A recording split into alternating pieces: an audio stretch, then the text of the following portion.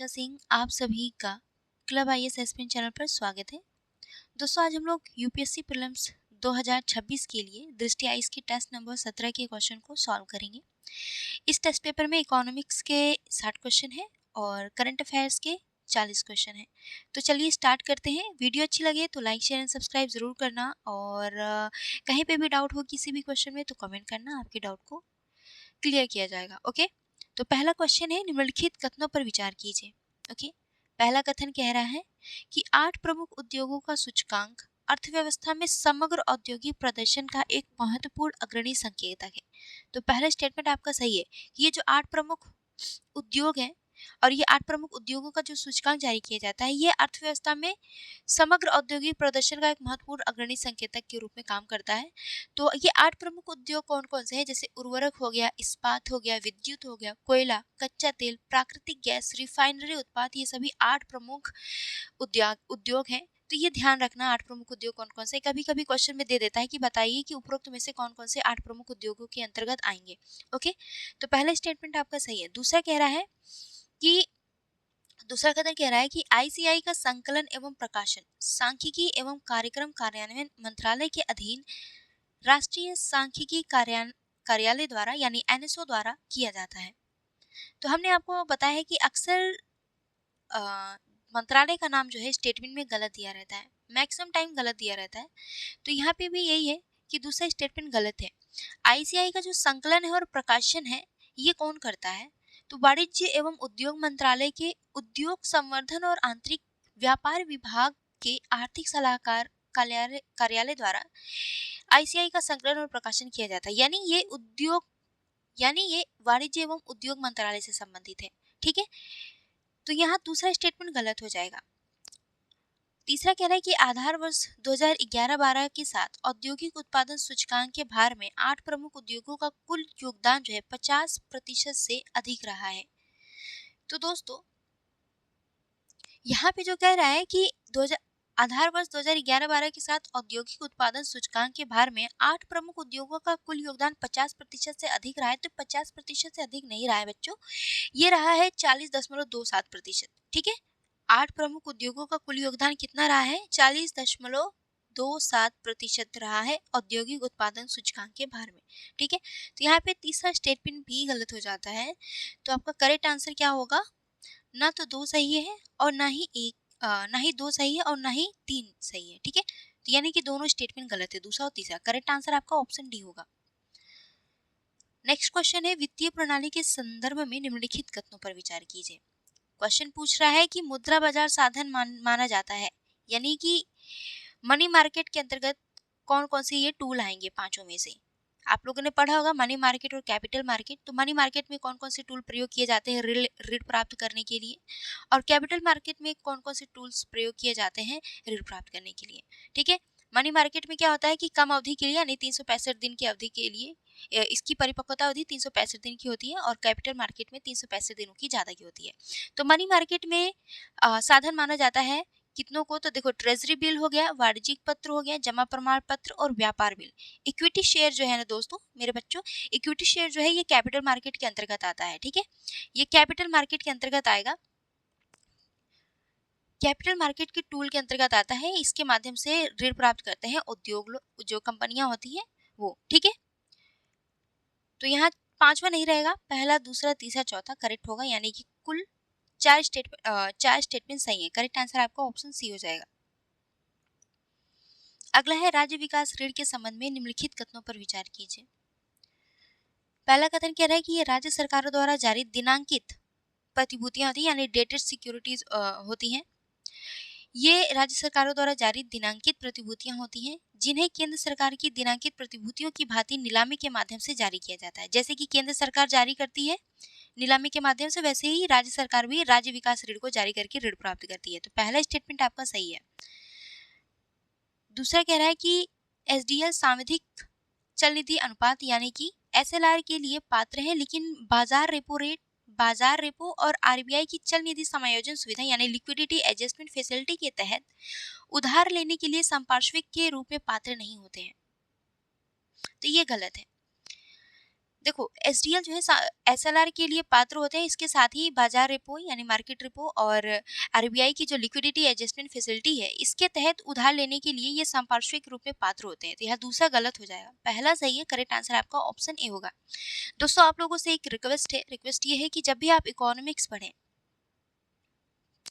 ठीक है, जब भी आप इकोनॉमिक्स पढ़ें तो इकोनॉमिक्स में हमेशा ध्यान रखिए इंग्लिश टर्म्स पे।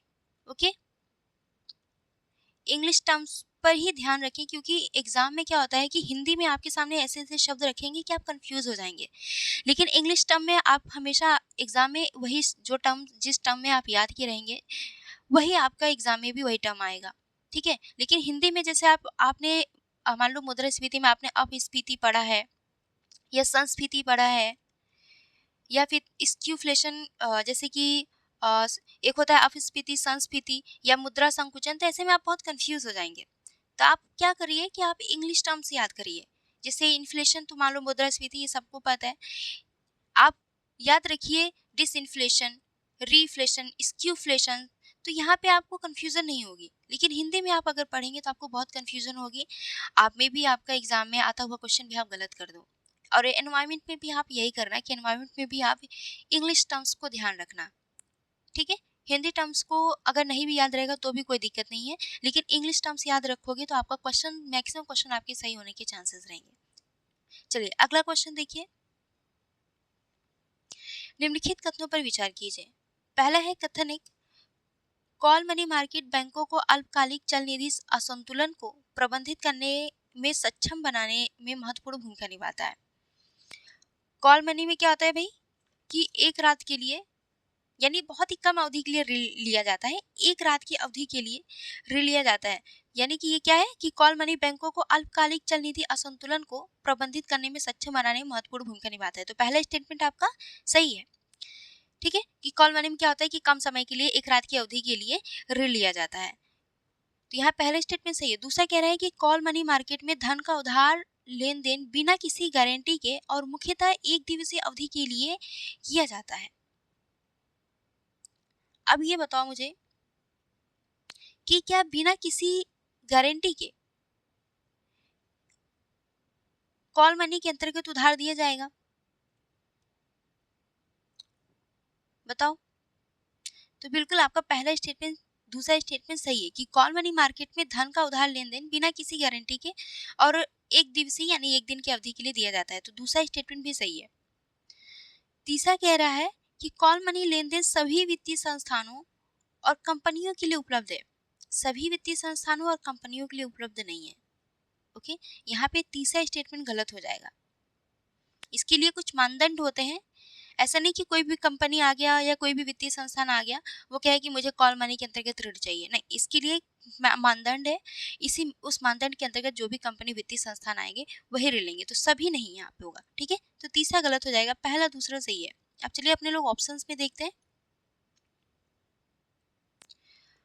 ऑप्शन देखिए तो कथन 2 और कथन 3 में से केवल एक ही सही है। कौन सा स्टेटमेंट सही था? केवल दूसरा सही था ना, तीसरा वाला गलत है, ठीक है। तो कथन 2 और कथन 3 में से केवल एक ही सही है तथा वह कथन 1 की सही व्याख्या करता है, ठीक है। ये जो है कथन 2 कथन 1 की सही व्याख्या कर रहा है, तो पहले आपका करेक्ट आंसर क्या हो जाएगा? ऑप्शन सी हो जाएगा। नेक्स्ट क्वेश्चन देखिए, भारतीय प्रतिभूति और विनिमय बोर्ड यानी सेबी के संदर्भ में निम्नलिखित कथनों पर विचार कीजिए। सेबी के संदर्भ में आपको 3 कथन दिए हुए हैं, बताना है कि सेबी के कार्य और शक्तियां कौन कौन सी हैं इन तीनों में से। ओके, तो पहला कह रहा है कि स्टॉक एक्सचेंजों और अन्य प्रतिभूति बाजारों में कारोबार का विनियमन करता है।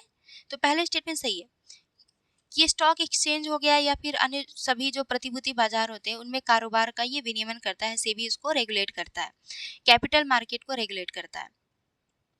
आगे देखिए, तो विभिन्न मध्यस्थों और म्यूचुअल फंडों के पंजीकरण और उनके कार्यों का विनियमन करता है, बिल्कुल दूसरा स्टेटमेंट भी आपका सही है। तीसरा कह रहा है कि भेदिया व्यापार यानी जो इनसाइडर ट्रेडर्स होते हैं और तथा अनुचित व्यापार प्रथाओं पर प्रतिबंध लगाता है, तो तीसरा भी स्टेटमेंट सही है। करेक्ट आंसर क्या हो जाएगा? ऑप्शन सही हो जाएगा, ठीक है। दोस्तों अगर आप लोग को पीडीएफ चाहिए तो पीडीएफ आपको हिंदी और इंग्लिश दोनों माध्यमों में मिल जाएगा, और पीडीएफ के लिए आपको कमेंट बॉक्स में टेलीग्राम ग्रुप का लिंक मेंशन कर दिया गया है। इस टेलीग्राम ग्रुप के लिंक पर क्लिक करके आप ग्रुप में ज्वाइन हो जाइए। यहाँ पे आपको पीडीएफ का लिंक मिल जाएगा, बहुत ही मिनिमम प्राइस में आपको पीडीएफ इस टेस्ट पेपर का मिलेगा। या फिर आप किसी भी इंस्टीट्यूट का चाहते हैं, जैसे विजन आईएएस का या संस्कृति आईएएस का, फोरम आईएएस का, आपको मिल जाएगा। आप लोग आज टेलीग्राम ग्रुप में ज्वाइन हो जाइएगा। हिंदी इंग्लिश दोनों माध्यमों में मिलेगा, विद एक्सप्लेनेशन मिलेगा। ओके, चलो अगला क्वेश्चन देखो। भारतीय लघु उद्योग विकास बैंक यानी सिडबी के संदर्भ में निम्नलिखित कथनों पर विचार कीजिए। सिडबी के संदर्भ में दो कथन दिए हुए हैं, तो स्टेटमेंट है। पहला स्टेटमेंट कह रहा है कि इसकी स्थापना संसद के एक अधिनियम के तहत वर्ष 1990 में की गई थी। तो पहला स्टेटमेंट सही है कि इसकी स्थापना संसद ने एक अधिनियम पारित करके की थी 1990 ईस्वी में। करेक्ट है पहला स्टेटमेंट। दूसरा कह रहा है कि सिडबी में केंद्र सरकार, राज्य सरकारों और भारतीय रिजर्व बैंकों की समान रूप से शेयरधारिता होती है। तो यहाँ पे ये गलत है। केंद्र सरकार, राज्य सरकार और भारतीय रिजर्व बैंक की समान रूप से शेयरधारिता नहीं होती है, ये दूसरा गलत है। और सिडबी जो है ये एमएसएमई को बढ़ावा देने के लिए, यानी एमएसएमई सेक्टर को प्रोत्साहित करने के लिए, उसको ऋण प्रदान करने के लिए इसकी स्थापना की गई थी। तो ये मेनली ये फोकस करता है एमएसएमई पे, ठीक है, एमएसएमई के विकास पर। तो दूसरा गलत है, पहला सही है। करेक्ट आंसर आपका ऑप्शन ही हो जाएगा। नेक्स्ट क्वेश्चन है आपका, निम्नलिखित कथनों पर विचार कीजिए।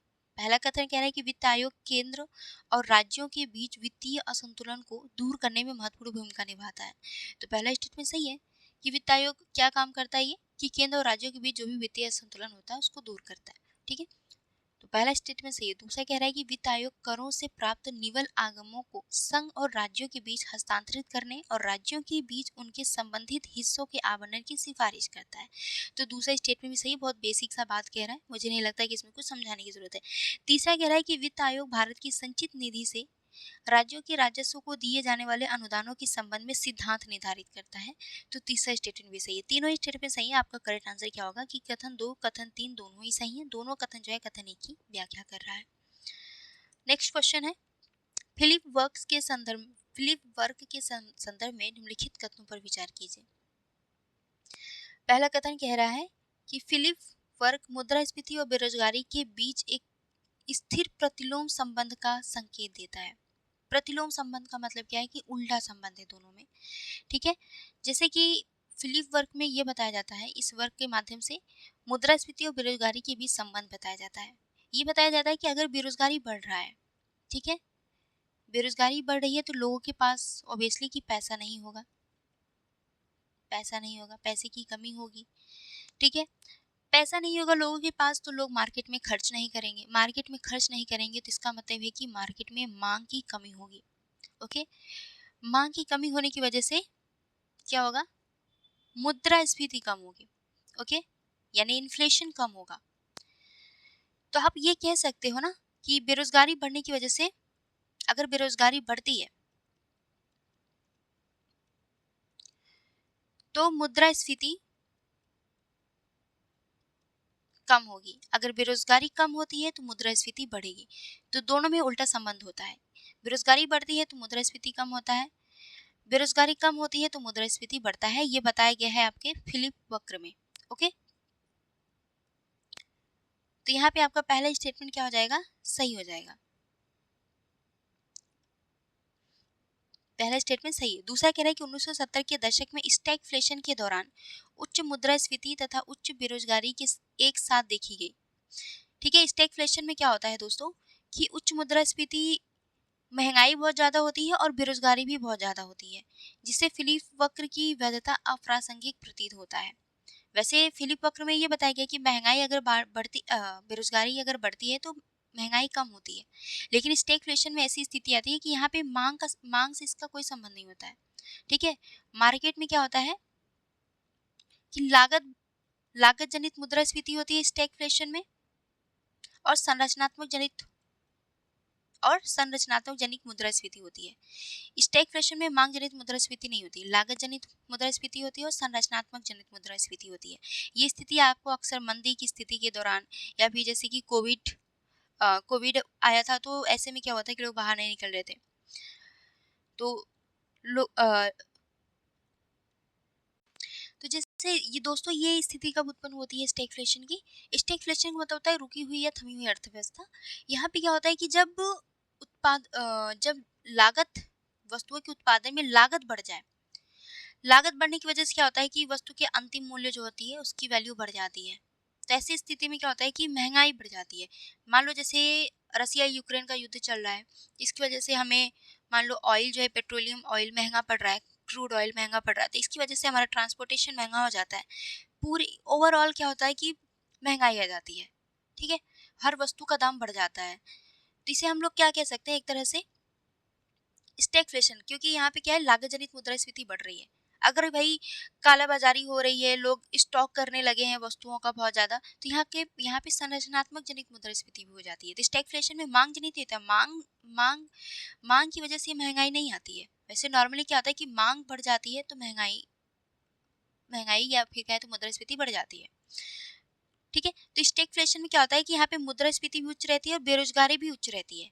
फिलिप वक्र में बोला कि भाई बेरोजगारी ज्यादा है तो मुद्रास्फीति कम होगी, लेकिन ये स्टैगफ्लेशन में ऐसी स्थिति होती है कि बेरोजगारी भी ज्यादा उच्च रहती है, यानी लोग बेरोजगार भी ज्यादा रहते हैं, और संरचनात्मक जनित मुद्रास्फीति या लागत जनित मुद्रास्फीति की वजह से उच्च मुद्रास्फीति भी रहती है। तो इसी स्थिति को स्टैगफ्लेशन कहा जाता है, और स्टैगफ्लेशन की स्थिति में ये फ्लिप वक्र काम नहीं करता है। ठीक है, यहाँ पे ये अप्रासंगिक हो जाता है। तो दूसरा स्टेटमेंट आपका करेक्ट है। अगला स्टेटमेंट कह रहा है कि दीर्घावधि में मुद्रास्फीति की अपेक्षाओं के समायोजित होने के कारण फिलिप वक्र बेरोजगारी की स्वाभाविक दर पर ऊर्ध्वाधर हो सकता है। तो यहाँ पे आपका तीसरा स्टेटमेंट भी सही है। करेक्ट आंसर क्या हो जाएगा, ऑप्शन डी हो जाएगा। मूल्य अनुसार कर से तात्पर्य उस कर से है जो, यानी मूल्य अनुसार कर क्या है, तो संपत्ति के आकलित मूल्य के प्रतिशत के रूप में गणना की जाती है मूल्य अनुसार कर। ठीक है, तो यहाँ पे बी आपका करेक्ट आंसर होगा। अगला है शार्प अनुपात क्या है।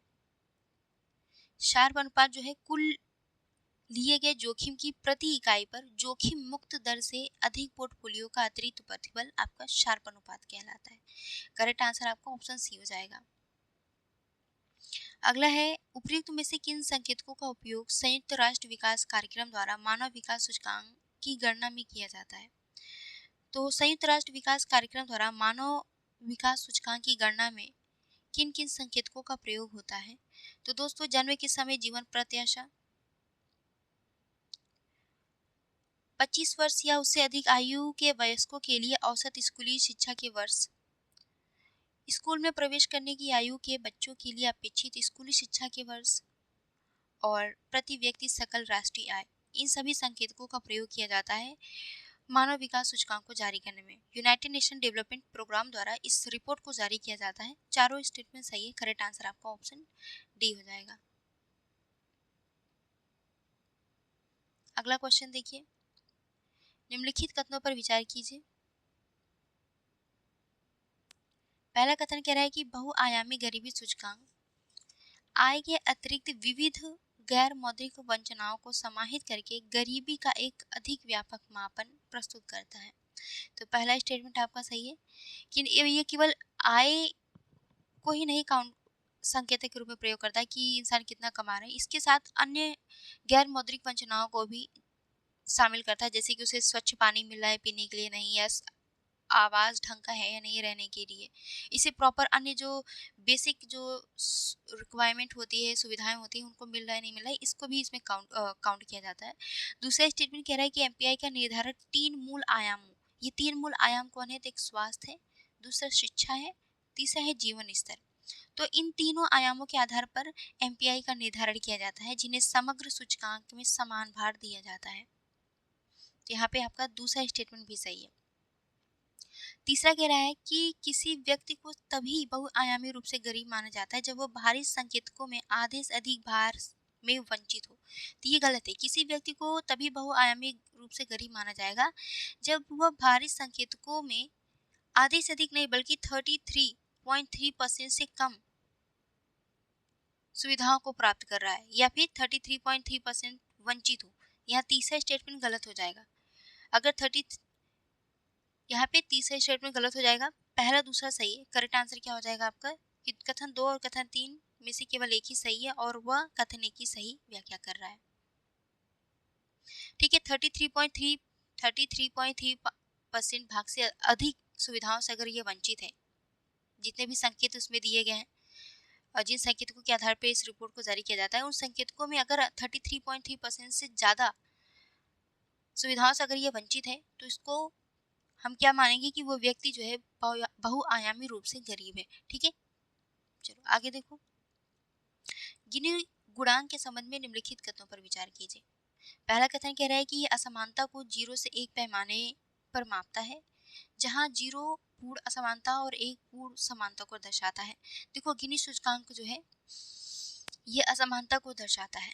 यहाँ तो ये स्टेटमेंट सही है, ये 0 और 1 के पैमाने पर मापता है, यानी 0 से 1 के बीच स्कोर देता है।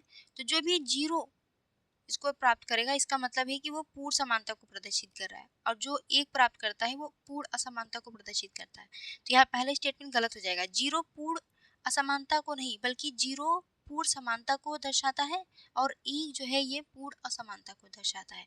पहला गलत हो जाएगा।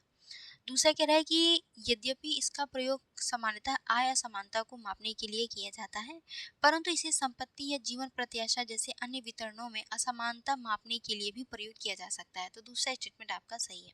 करेक्ट आंसर आपका ऑप्शन बी हो जाएगा।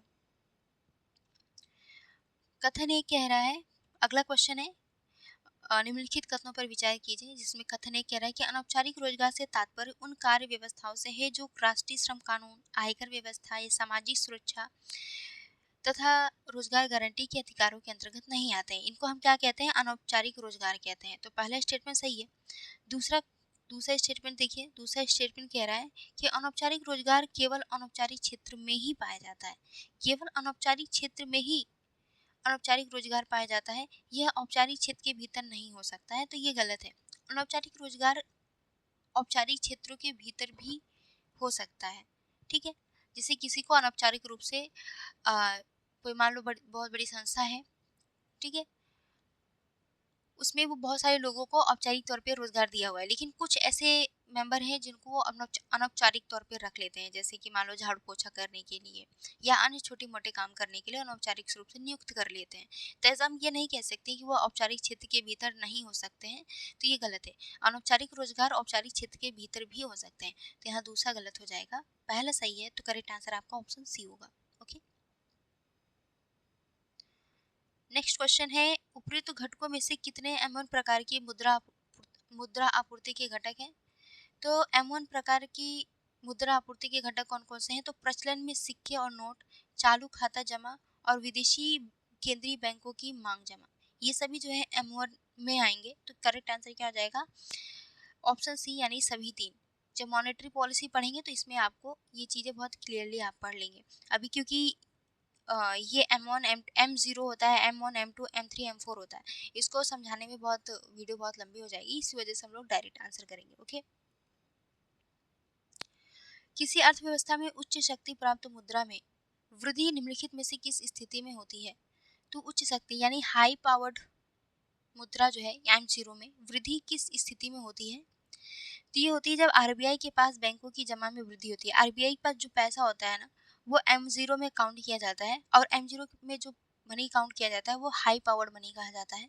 यहाँ पे करेक्ट आंसर आपका ऑप्शन बी हो जाएगा। खुले बाजार की क्रियाओं के संदर्भ में निम्नलिखित कथनों पर विचार कीजिए। ठीक है, खुले बाजार की क्रियाओं में यानी ओपन मार्केट ऑपरेशन के बारे में पूछ रहा है।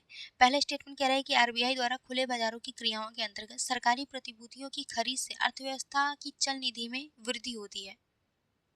ओके, चल निधि मतलब लिक्विडिटी में वृद्धि होती है। अब ये वृद्धि कैसे होगी? खुले बाजार ओपन मार्केट ऑपरेशन में क्या होता है कि सरकार को ऋण की जरूरत होती है, तो सरकार जो है आरबीआई से प्रतिभूतियां जारी करवा करके मार्केट से ऋण प्राप्त करता है, बैंकों से या अन्य जो निवेशक होते हैं उनसे।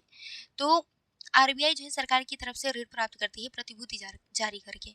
तो आरबीआई जो है ओपन मार्केट ऑपरेशन के तहत जब सरकारी प्रतिभूतियों को खरीदता है, जब सरकारी प्रतिभूतियों को खरीदेगा, जैसे कि मान लो कि मुझे ऋण की ज़रूरत है, मैं आरबीआई हूँ और मेरा दोस्त है वो सरकार है, गवर्नमेंट है, वो उसको ऋण चाहिए, तो मैं उसकी तरफ से एक प्रतिभूति जारी करूँगी। उस प्रतिभूति को मैं आप लोगों को बेचूंगी, ये गारंटी देके कि देखो ये जो मैं प्रतिभूति दे रही हूँ, ये जो प्रतिभूति मैं दे रही हूँ, ये आप रखो, इसके बदले मुझे पैसा दे दो, मुझे ऋण दे दो। जब मेरे पास पैसा आएगा तो ये प्रतिभूति तुम लोगों से मैं खरीद लूँगी और तुम लोगों से जब मैं खरीदूँगी तो तुम्हें पैसे दूँगी इस और साथ में इस समय-समय पे मैं इस पर ब्याज भी देती रहूँगी। तो आप लोग कहोगे अच्छा ठीक है, अपनी प्रतिभूति मुझे दे दो। तो मैंने क्या किया कि आपको मतलब स्टूडेंट्स को मैंने अपनी प्रतिभूति क्या की, बेच दी। ठीक है, प्रतिभूति अपनी बेच दी। जब मैंने प्रतिभूति बेची तो आपका पैसा जो है, ठीक है, आपका जो पैसा था, आपका जो धनराशि थी, आपके पास जो अतिरिक्त धनराशि थी, वो मेरे पास आ गई। ठीक है, ये मैम के पास आ गई। अब मैं क्या कर रही हूँ, तो जब आपका पैसा मेरे पास आ गया, समझ लीजिए सारे बैंक्स हैं, ओके, सारे बैंक्स में जिस जिन ये अनिवार्य नहीं होता है सभी बैंकों के लिए, जिस जिस जिस बैंक के पास अतिरिक्त धनराशि होगी वो आरबीआई से आरबीआई से क्या करेगा, प्रतिभूति खरीद लेगा। तो जो अतिरिक्त पैसा मार्केट में जाना चाहिए था, अब वो क्या कहाँ चला गया, आरबीआई के पास चला गया। यानी इससे क्या हुआ कि बैंकों में जो अतिरिक्त धनराशि थी वो आरबीआई ने सोख लिया। ठीक है, आरबीआई ने क्या किया, सोख लिया। अब आरबीआई ने ये पैसा सोख लिया तो इसका मतलब ये है कि जो पैसा मार्केट में जाना चाहिए था, अब वो पैसा आरबीआई के पास चला गया, आरबीआई के पास रिजर्व हो गया। तो अगर यही पैसा आपके दिमाग में ये आएगा कि अगर मैम यही पैसा जो बैंकों के पास थी वो मार्केट में जाता तो क्या होता? अगर यही पैसा मार्केट में चला जाता, लोगों के पास ऋण के रूप में चला जाता, तो लोग क्या करते, इस पैसे को बहुत खर्च करते, मार्केट में जाते, खर्च करते, तो मांग बढ़ती। मांग बढ़ने की वजह से महँगाई बढ़ जाती। ठीक है? क्या होता है कि डिमांड जब ज़्यादा होता है, किसी वस्तु की डिमांड हमेशा माँग और आपूर्ति की तुलना की जाती है। तो अपेक्षाकृत या तो आपूर्ति ज़्यादा होती है या तो माँग ज़्यादा होती है। तो माँग जब ज़्यादा होती है तो इन्फ्लेशन बढ़ जाता है, माँग कम होती है तो इन्फ्लेशन कम हो जाता है। ठीक है? तो यहाँ पे भी यही सेम कॉन्सेप्ट लगाया जाता है। आरबीआई जो क्या करता है कि प्रतिभूतियाँ बेचने लगता है। प्रतिभूतियाँ बेच-बेच के वो जो बैंकों के पास अतिरिक्त पैसा होता है वो सोख लेता है। लेकिन जब मार्केट में आरबीआई देखता है कि पैसा कम है, ठीक है? मार्केट में जब पैसा कम है, पैसा कम होने का मतलब है कि माँग कम है। तो माँग को बढ़ाने के लिए यानी तरलता को बढ़ाने के लिए कि मार्केट में पैसा आना ही तरलता कहलाता है। जितना ज़्यादा पैसा मार्केट में होगा उसको उतनी ही ज़्यादा तरलता कहा जाएगा, यानी कि तरलता बढ़ रही है। मार्केट में जितना ज़्यादा पैसा कम होगा इसका मतलब ये कहा जाएगा कि तरलता कम है मार्केट में। ठीक है? इसको इकोनॉमिक्स में इसलिए इसको तरलता या लिक्विडिटी कहा जाता है। अब देखो, जब मार्केट में तरलता कम है, लोगों के पास पैसा कम है, तो आरबीआई क्या करेगा? बैंकों से प्रतिभूतियाँ खरीदने लगेगा। ठीक है? अब बैंकों से प्रतिभूति खरीद रही है तो यानी कि आरबीआई क्या करेगा, इन बैंकों को पैसा देगा। इन बैंकों को पैसा देगा। अब बैंकों के पास पैसा आ गया। अब बैंक के पास जब पैसा आ गया तो बैंक इस पैसे का प्रयोग क्या करेंगे भाई? इनका यही काम होता है लोगों को ऋण देना। तो लोगों को ऋण देगा। ठीक है? लोगों को ऋण देगा। अब लोगों को ऋण देगा तो लोग यही पैसा जो है मार्केट में जाएँगे, खर्च करेंगे तो माँग बढ़ेगा। माँग बढ़ेगी तो इन्फ्लेशन बढ़ जाएगा। ठीक है? तो यानी इन्फ्लेशन को कंट्रोल किया जाता है। जब इन्फ्लेशन कम होगा तो आरबीआई क्या करेगी कि प्रतिभूतियाँ बेच देगा। जब इन्फ्लेशन ज़्यादा होगा तो आरबीआई क्या करेगा, प्रतिभूतियाँ जब माँग ज़्यादा होगा मार्केट में तो ऐसे में आरबीआई क्या करता है कि प्रतिभूतियाँ बेचता है। प्रतिभूतियाँ बेच कर के पैसा अपने पास ला लेता है, पैसा सारा सोख लेता है। जब मार्केट में माँग कम होता है तो आरबीआई क्या करता है कि प्रतिभूतियाँ खरीदने लगता है। जब खरीदेगा तो लोगों के पास पैसा आ जाएगा। ठीक है? चलो, तो यहाँ पे पहला स्टेटमेंट आपका चल निधि में क्या होती है, प्रतिभूतियों की खरीदने से क्या होता है, अर्थव्यवस्था की चल निधि में यानी लिक्विडिटी में वृद्धि हो जाती है। प्रतिभूतियाँ खरीद रहा है इसका मतलब है कि बैंकों के पास पैसा जा रहा है। ठीक है? बैंकों के पास पैसा जा रहा है। तो चल निधि में वृद्धि हो जाएगी, तो पहला स्टेटमेंट आपका सही है। दूसरा कह रहा है कि खुले बाजार की क्रियाओं के अंतर्गत रेपो क्रियाएं स्थायी प्रकृति की होती हैं। देखो, रेपो क्रियाएं स्थायी प्रकृति की नहीं होती हैं। ठीक है? इसमें उतार चढ़ाव होता रहता है, तो ये दूसरा गलत है। तीसरा कह रहा है कि रिवर्स रेपो क्रियाएं बैंकिंग प्रणाली से चल निधि का अवशोषण करती हैं। तो तीसरा स्टेटमेंट सही है। रेपो में क्या होता है कि जो बैंक होते हैं वो आरबीआई से ऋण लेते हैं। ठीक है? बैंक होते हैं वो आरबीआई से ऋण लेते हैं। और रिवर्स में क्या होता है, रिवर्स में जस्ट अपोजिट हो जाता है। आरबीआई क्या करता है, बैंकों से ऋण ले लेता है। बैंकों के पास अगर अतिरिक्त धनराशि होती है तो आरबीआई क्या करता है कि यहाँ पे इन्फ्लेशन को कंट्रोल करने के लिए आरबीआई क्या करेगा कि बैंकों से, जितने भी वाणिज्यिक बैंक होंगे सभी से ये रिवर्स रेपो रेट पर पैसा उधार ले लेता है। तो ऐसे में क्या होता है कि लिक्विडिटी कंट्रोल हो जाती है। यहाँ पे क्या होगा कि चल निधि का अवशोषण हो जाता है, यानी कि पैसों का अवशोषण हो जाता है। तो तीसरा स्टेटमेंट सही है, पहला सही है। करेक्ट आंसर क्या हो जाएगा, ऑप्शन ए हो जाएगा। समझ में आया क्वेश्चन? अगर नहीं समझ में आया तो इसको कमेंट में बताना, मैं फिर से समझा दूंगी क्योंकि ये इंपॉर्टेंट है। मॉनेटरी पॉलिसी में अक्सर यहाँ से क्वेश्चन पूछे जाते हैं, तो ये बहुत इंपॉर्टेंट है। Repo rate, reverse repo rate, SLR, CRR, inflation को कैसे कंट्रोल किया जाता है RBI द्वारा, ये बहुत इंपॉर्टेंट है। ठीक है, चलो अगला क्वेश्चन देखो।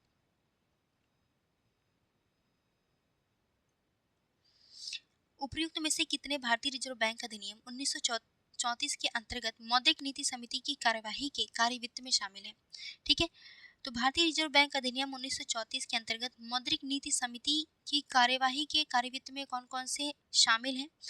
तो मौद्रिक नीति समिति द्वारा अपनाया गया प्रस्ताव शामिल है, प्रस्ताव पर प्रत्येक सदन का मतदान ये भी शामिल है, और अंगीकृत प्रस्ताव पर प्रत्येक सदस्य का वक्तव्य ये भी शामिल है। लेकिन आगामी वर्ष के लिए मुद्रास्फीति का पूर्वानुमान, मानते हैं कि आगामी वर्ष के लिए मुद्रास्फीति का पूर्वानुमान मौद्रिक समिति द्वारा किया जाता है, लेकिन ये जो किया जाता है ये RBI अधिनियम 1934 के अंतर्गत नहीं आता है। तो चौथा आपका गलत हो जाएगा, पहला, दूसरा और तीसरा सही है, यानी केवल 3 आपका स्टेटमेंट करेक्ट है, इसी वजह से आपका राइट आंसर ऑप्शन सी हो जाएगा। ओके, नेक्स्ट क्वेश्चन, निम्नलिखित में से किस समिति की अनुशंसाओं के आधार पर भारत में चल निधि समायोजन सुविधा को अपनाया गया? चल निधि समायोजन मतलब वही लिक्विडिटी एडजस्टमेंट फैसिलिटी। RBI द्वारा लिक्विडिटी एडजस्टमेंट फैसिलिटी को किस समिति की अनुशंसाओं के आधार पर अडॉप्ट किया गया था? तो नरसिम्हन समिति की सुझाव के आधार पर ही लिक्विडिटी एडजस्टमेंट फैसिलिटी को अडॉप्ट किया गया था RBI द्वारा। करेक्ट आंसर आपका ऑप्शन बी हो जाएगा। अगला क्वेश्चन है कि मार्जिनल स्टैंडिंग फैसिलिटी यानी सीमांत स्थायी सुविधा के संदर्भ में निम्नलिखित कथनों पर विचार कीजिए। तो ये मार्जिनल स्टैंडिंग फैसिलिटी के संदर्भ में पहला स्टेटमेंट कह रहा है कि इसे चल निधि समायोजन सुविधा के एक भाग के रूप में पेश किया जाता है। यानी ये जो मार्जिनल स्टैंडिंग फैसिलिटी है इसे हम लोग लिक्विडिटी एडजस्टमेंट फैसिलिटी के अंतर्गत, या फिर कहें तो लिक्विडिटी एडजस्टमेंट फैसिलिटी का एक हिस्सा के रूप में इसे हम प्रयोग करते हैं। तो यहाँ पहला स्टेटमेंट आपका सही है। देखो दोस्तों, जब तक आप लोग लिक्विड मॉनेटरी पॉलिसी नहीं पढ़ेंगे आपको ये सारी चीज़ें नहीं समझ में आएगी। इकोनॉमिक्स में आप दूसरा चैप्टर ही होता है, इन्फ्लेशन के बाद सभी एस्पिरेंट्स मॉनेटरी पॉलिसी पढ़ते हैं, उसके बाद बैंकिंग सिस्टम पढ़ते हैं। तो मॉनेटरी पॉलिसी पढ़ लेना, ये बहुत इंपॉर्टेंट है। यूपीएससी का फेवरेट टॉपिक है मॉनेटरी पॉलिसी, और दूसरा है बैंकिंग सिस्टम। यहाँ से क्वेश्चंस आना होता है, हर साल आता है। ओके, तो लिक्विडिटी एडजस्टमेंट फैसिलिटीज को साधारण तरीके से ये समझना कि RBI क्या काम करता है। RBI का क्या काम होता है? RBI काम करता है इन्फ्लेशन को कंट्रोल करना। ठीक है, इन्फ्लेशन को कंट्रोल करना यानी कि मार्केट में अगर पैसा ज़्यादा है तो पैसे को सोख लेगा, जिससे कि महंगाई थोड़ी कम हो जाए। अगर महंगाई एकदम कम है तो RBI क्या करेगा, पैसे को बैंकों के माध्यम से लोगों तक पहुंचवाएगा। अब बैंकों के माध्यम से लोगों तक कैसे पहुंचवाएगा भैया? ऐसे तो एक ट्रक में पैसा भर भर के लोगों को दिया जाएगा, ला भैया तू पैसा ले ला, खर्चा करा, ऐसे तो होगा नहीं। ये होगा कैसे? तो RBI क्या करता है, क्योंकि RBI के हाथ में होता है कि बैंकों के ऋण को, यानी जो बैंक होते हैं वाणिज्यिक बैंक, वो लोगों को ऋण दे रहे हैं, तो बैंकों के ऋण को सस्ता या महंगा करना ये RBI के हाथ में होता है। इनडायरेक्टली RBI क्या करेगा कि CRR बढ़ा देगा। CRR बढ़ा देगा तो ऐसे में क्या होता है कि बैंकों को लोगों को ऋण देना महंगा पड़ जाता है। ठीक है, बैंक क्या करेगा, RBI क्या करेगा, SLR बढ़ा देगा, तो बैंकों को ऋण देना महंगा पड़ जाता है लोगों को। अगर वही CRR, SLR या open repo rate, bank rate अगर ये सभी कम कर देता है तो बैंकों को ऋण जो है, लोगों को ऋण देना सस्ता पड़ता है, तो लोगों को जो है कम ब्याज पे ऋण दे देता है। अगर यही सब बढ़ा दिया जाता है टूल्स, यानी CRR, SLR या फिर रेपो रेट, बैंक रेट, ये सब बढ़ा दिया जाता है, या मार्जिनल स्टैंडिंग फैसिलिटी को बढ़ा दिया जाता है, तो ऐसे में क्या होता है कि बैंकों को ऋण देना महंगा पड़ता है, क्योंकि बैंक को अपना एक हिस्सा जो है RBI के पास भेजना पड़ता है। अगर ज़्यादा भेजेगा RBI के पास पैसा तो बैंकों के पास कम पैसा बचता है, तो बैंकों के पास कम पैसा बचेगा तो लोगों को जो ऋण देगा वो उच्च ब्याज पर देगा, ज़्यादा ब्याज पे देगा, तो लोग जो है ज़्यादा ब्याज पे ऋण नहीं लेते हैं, कम ब्याज पे ऋण लेते हैं। तो उच्च ब्याज पे ऋण देगा तो लोग पैसे लेने से, ऋण लेने से कतराएंगे, तो ऋण लेने से कतराएंगे तो लोगों के पास पैसा कम आएगा, पैसा कम आएगा तो लोग मार्केट में पैसा कम खर्च करेंगे। अगर यही RBI जो है मार्जिनल स्टैंडिंग फैसिलिटी को, मान लो या बैंक रेट, SLR, CRR या फिर मार्जिनल स्टैंडिंग फैसिलिटी को बढ़ा देता है, ठीक है, तो या कम कर देता है, अभी तो मैंने बोला कि बढ़ा देता है। अभी ये मान लो कि marginal standing facility, bank rate, reverse repo rate नहीं, bank rate, CRR, SLR, marginal standing facility अगर कम कर देता है, तो ऐसे में क्या होता है कि बैंकों के पास पैसा बचा रहता है, अतिरिक्त धनराशि रहती है। तो ये बैंक जो है अतिरिक्त धनराशि का प्रयोग लोगों को ऋण देने में करता है। तो ऐसे में बैंक जो है ये जो ऋण लोगों को देगा वो कम ब्याज पर देगा, क्योंकि जब आरबीआई इनसे ज़्यादा ब्याज लेगा बैंकों से, तो बैंक भी जो है लोगों से ज़्यादा ब्याज पर ऋण देगा। जब आरबीआई बैंकों को कम ब्याज पे ऋण उपलब्ध कराएगा, तो बैंक भी जो है लोगों को कम ब्याज पर ऋण उपलब्ध कराएंगे।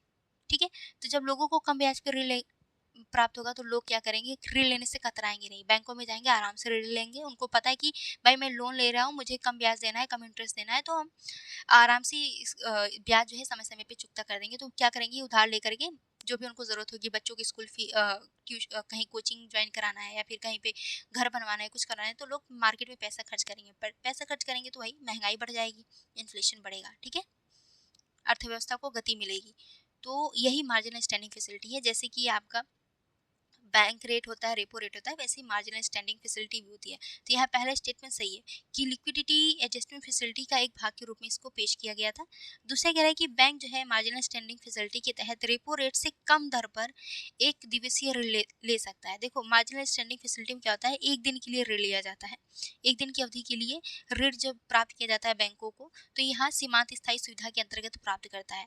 ठीक है, किससे प्राप्त करता है, आरबीआई से प्राप्त करता है, लेकिन रेपो रेट से कम नहीं होता है। हमेशा ध्यान रखना भाई, अगर कम अवधि के लिए तुम रेट प्राप्त कर रहे हो, तो तुम्हें उच्च ब्याज पे मिलेगा ना, रेपो रेट से कम थोड़ी ना मिलेगा, रेपो रेट से ज़्यादा पर तुम रेपो रेट से ज़्यादा ब्याज तुम्हें देना पड़ेगा। तो यहाँ पे क्या है कि कम कह रहा है तो कम हो गया, ये गलत हो गया। बैंक जो है मार्जिनल स्टैंडिंग फैसिलिटी के तहत रेपो रेट से अधिक पर एक दिवसीय ऋण ले सकता है, कम पर नहीं ले सकता है, तो दूसरा गलत है। तीसरा कह रहा है कि एमएसएफ यानी मार्जिनल स्टैंडिंग फैसिलिटी के तहत ऋण लेने के लिए बैंकों को अनुमोदित सरकारी प्रतिभूतियों को गिरवी रखना आवश्यक होता है। देखो भाई, अगर तुम मान लो तुम्हारे पास कोई आ रहा है ऋण लेने, ठीक है, तो तुमसे कोई ऋण लेने आ रहा है एक दिन के लिए, तो तुम कहोगे ना ठीक है हम तुमको ऋण देंगे, लेकिन तुमको इस पर हमें ज़्यादा ब्याज देना पड़ेगा, थोड़ा सा ज़्यादा हमें प्रॉफिट होना चाहिए। तो आप क्या करोगे, ज़्यादा कमीशन लोगे, है ना। और क्या करोगे भैया, तुम इसके बदले कुछ गिरवी रखो, पता चला एक दिन के लिए तुम हमसे ऋण ले रहे हो, भाग गए, तो क्या होगा। तो भाई इसके बदले कुछ तो गिरवी रखना पड़ेगा, तो सरकारी प्रतिभूतियों को गिरवी रखवाना आवश्यक होता है मार्जिनल स्टैंडिंग फैसिलिटी के तहत। तो तीसरा स्टेटमेंट भी आपका सही है। करेक्ट आंसर क्या हो जाएगा, पहला और तीसरा। अगला है कि भारत में श्रम बल भागीदारी दर के संदर्भ में निम्नलिखित कथनों पर विचार कीजिए। पहला कथन कह रहा है कि बेरोजगारी दर में गिरावट का अर्थ है अनिवार्य रूप से श्रम बल भागीदारी दर में वृद्धि है। देखो, बेरोजगारी दर में गिरावट का अर्थ अनिवार्य रूप से श्रम बल भागीदारी में वृद्धि नहीं है। ठीक है, श्रम बल बेरोजगारी तब माना जाता है जब लोग इच्छित है रोजगार करने के लिए। ठीक है, जब लोग तलाश कर रहे हैं कि हमें रोजगार कहीं मिल जाए, जब उनको रोजगार की तलाश है, यानी कि उनके अंदर इच्छा है कि वो कहीं काम करना चाहते हैं, कहीं काम करके वो पैसे कमाना चाहते हैं, और जब इस स्थिति में उनको काम नहीं मिलता है, तब इसको बेरोजगारी कहा जाता है। ठीक है, बेरोजगारी की यही परिभाषा होती है कि आप काम की तलाश में, आप इच्छुक हैं, लेकिन आपको आपकी इच्छा अनुसार काम नहीं मिल रहा है, तो इसको बेरोजगारी कहा जाएगा। जब आप काम करने की इच्छुक ही नहीं है, तो इसको आप बेरोजगारी नहीं कह सकते। ठीक है, कुछ लोग होते हैं जो काम ही नहीं करना चाहते हैं, फ्री फोकट का बस घर में बैठ के खाना चाहते हैं, तो ऐसा थोड़ी ना कि उसको कहेंगे कि ये बेरोजगार है। वैसे तो हम लोगों की नज़रों में वो बेरोजगार है, लेकिन एग्जैक्टली बेरोजगारी की परिभाषा में अगर हम श्रम बल भागीदारी दर की बात करें, तो यहाँ पे बेरोजगारी का मतलब वही है कि जो इच्छुक है और उनको नौकरी नहीं मिल रही है, तो इसको बेरोजगार। तो बेरोजगारी दर में गिरावट का अर्थ अनिवार्य रूप से ये नहीं कह सकते कि श्रम बल भागीदारी दर में वृद्धि हुई है, नहीं। तो यहाँ पे पहला स्टेटमेंट गलत हो जाएगा। दूसरा कह रहा है कि अर्थव्यवस्था की संरचनात्मक परिवर्तन से श्रम बल भागीदारी दर प्रभावित हो सकती है, तो दूसरा स्टेटमेंट आपका सही है। तीसरा कह रहा है कि घरेलू कार्य महिलाओं की उच्च भागीदारी मापी गई श्रम बल भागीदारी दर को कम करती है, तो तीसरा स्टेटमेंट भी सही है आपका। करेक्ट आंसर क्या हो जाएगा, ऑप्शन है, यानी दूसरा और तीसरा। प्राथमिक घाटे की अवधारणा के संदर्भ में निम्नलिखित कथनों पर विचार कीजिए। बहुत इंपॉर्टेंट क्वेश्चन है। प्राथमिक घाटा क्या होता है। पहला स्टेटमेंट कह रहा है कि प्राथमिक घाटा राजकोषीय घाटे में से ब्याज भुगतान घटाने के बराबर होता है। देखो, जब प्राथमिक घाटा क्या, कि जब आप राजकोषीय घाटे में से ब्याज भुगतान वाले हिस्से को घटा देते हो, तो जो रिजल्ट निकल के आता है उसी को हम प्राथमिक घाटा कहते हैं।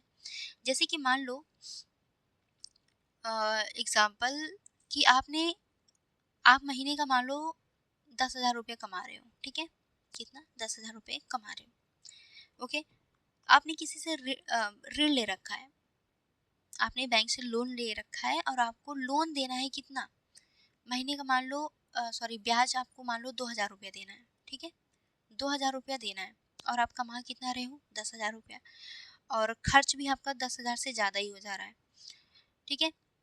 तो जितनी आपकी कमाई नहीं है, आप कमा 10,000 रुपये रहे हो, आपका खर्च कितना हो रहा है, मान लो 12,000 रुपया हो रहा है, ठीक है, 12,000 रुपये हो रहा है। तो कमा आप 10 रुपये रहे हो, 10,000, मतलब आपकी प्राप्ति कितनी हो रही है 10,000 की, आपका व्यय कितना हो रहा है 12,000 का, ठीक है। तो जब आप घटाओगे तो इसमें कितना निकल कर आएगा 2,000 रुपये, और प्लस प्लस 2,000 रुपया जो आपको लोन देना है, तो कुल कितना हुआ 4,000 रुपये, यानी आपका घाटा कितना हो रहा है 4,000 रुपये का। जब आप इस घाटे में से यही वाला पोर्शन हटा दोगे, यानी कि लोन वाला, यानी जो आपको ब्याज देना है, तो उसको हटा दोगे, जो निकल करके आएगा आपका 2,000 रुपये, ये आपका प्राथमिक घाटा कहलाएगा, ठीक है। तो यानी कि जो आपने ऋण ले रखा है, उस ब्याज का जो भुगतान कर रहे हो अपने कुल घाटे में से ब्याज के भुगतान वाले हिस्से को आप घटा दे रहे हो, तो जो बच के आता है वही आपका प्राथमिक घाटा कहलाता है। तो पहला स्टेटमेंट आपका सही है।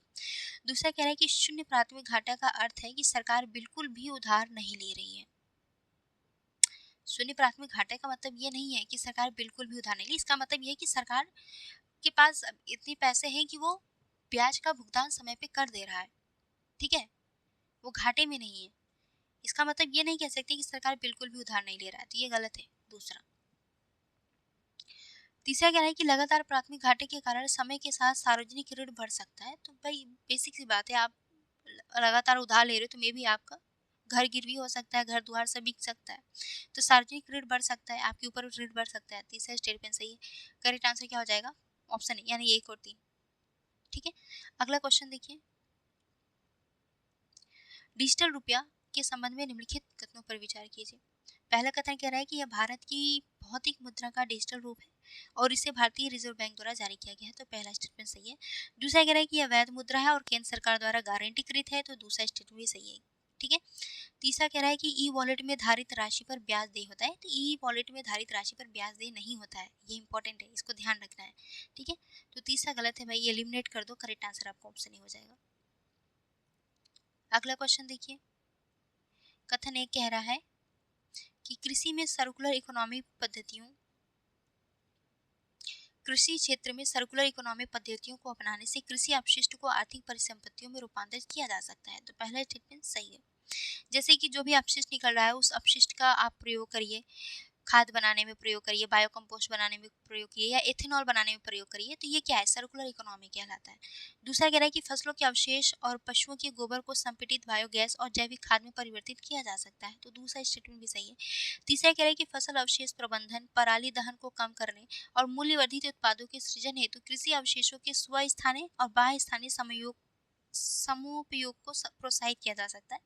कृषि अवशेषों के स्वस्थानीय मतलब उसी स्थान पे आप जो कृषि अवशेष, जैसे कि आप मान लो कि धान की खेती कर रहे हो, तो धान की खेती में जो उसकी पराली बचती है, उसी धान के खेत में ही उसे रहने दो, उसको सड़ने दो, उसमें पानी वानी डाल दो, उसको सड़ने दो। एक वक्त के बाद क्या होगा कि वो सड़ गल जाएगा, बायो कंपोस्ट बन जाएगा, ठीक है। तो ये क्या कहलाएगा, स्वस्थानीय, यानी उसी स्वस्थानीय का मतलब क्या है कि उसी उस स्थान पर उसका प्रयोग करना।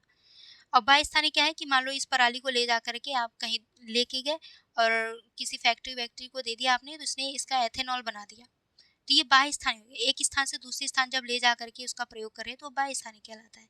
ओके, तो तीसरा स्टेटमेंट भी सही है आपका। तो करेक्ट आंसर क्या होगा, करेक्ट आंसर आपका हो जाएगा ऑप्शन ए, यानी कथन 2 कथन 3 दोनों सही है। दोनों कथन जो है कथन एक की व्याख्या करता है। नेक्स्ट क्वेश्चन, वित्तीय संक्रमण के संदर्भ में निम्नलिखित कथनों पर विचार कीजिए। पहला कथन कह रहा है कि वित्तीय संक्रमण से तात्पर्य घरेलू या अंतर्राष्ट्रीय स्तर पर एक बाजार या क्षेत्र से दूसरे बाजार या क्षेत्र में आर्थिक संकट के विस्तारित होने से है, इसी को वित्तीय संक्रमण कहा जाता है, तो पहला स्टेटमेंट आपका सही है। दूसरा कह रहा है कि सीमा पार ऋण देने में वृद्धि और बैंक ऋणों की अल्पकालिक परिपक्वता अर्थव्यवस्थाओं को वित्तीय संक्रमण के प्रति अधिक संवेदनशील बना सकता है। देखो भाई, अगर जैसे भारत है, मान लो भारत अलग अलग देशों से बहुत ज़्यादा ऋण ले रखा है, लोन ले रखा है, और ऐसी स्थिति में क्या है कि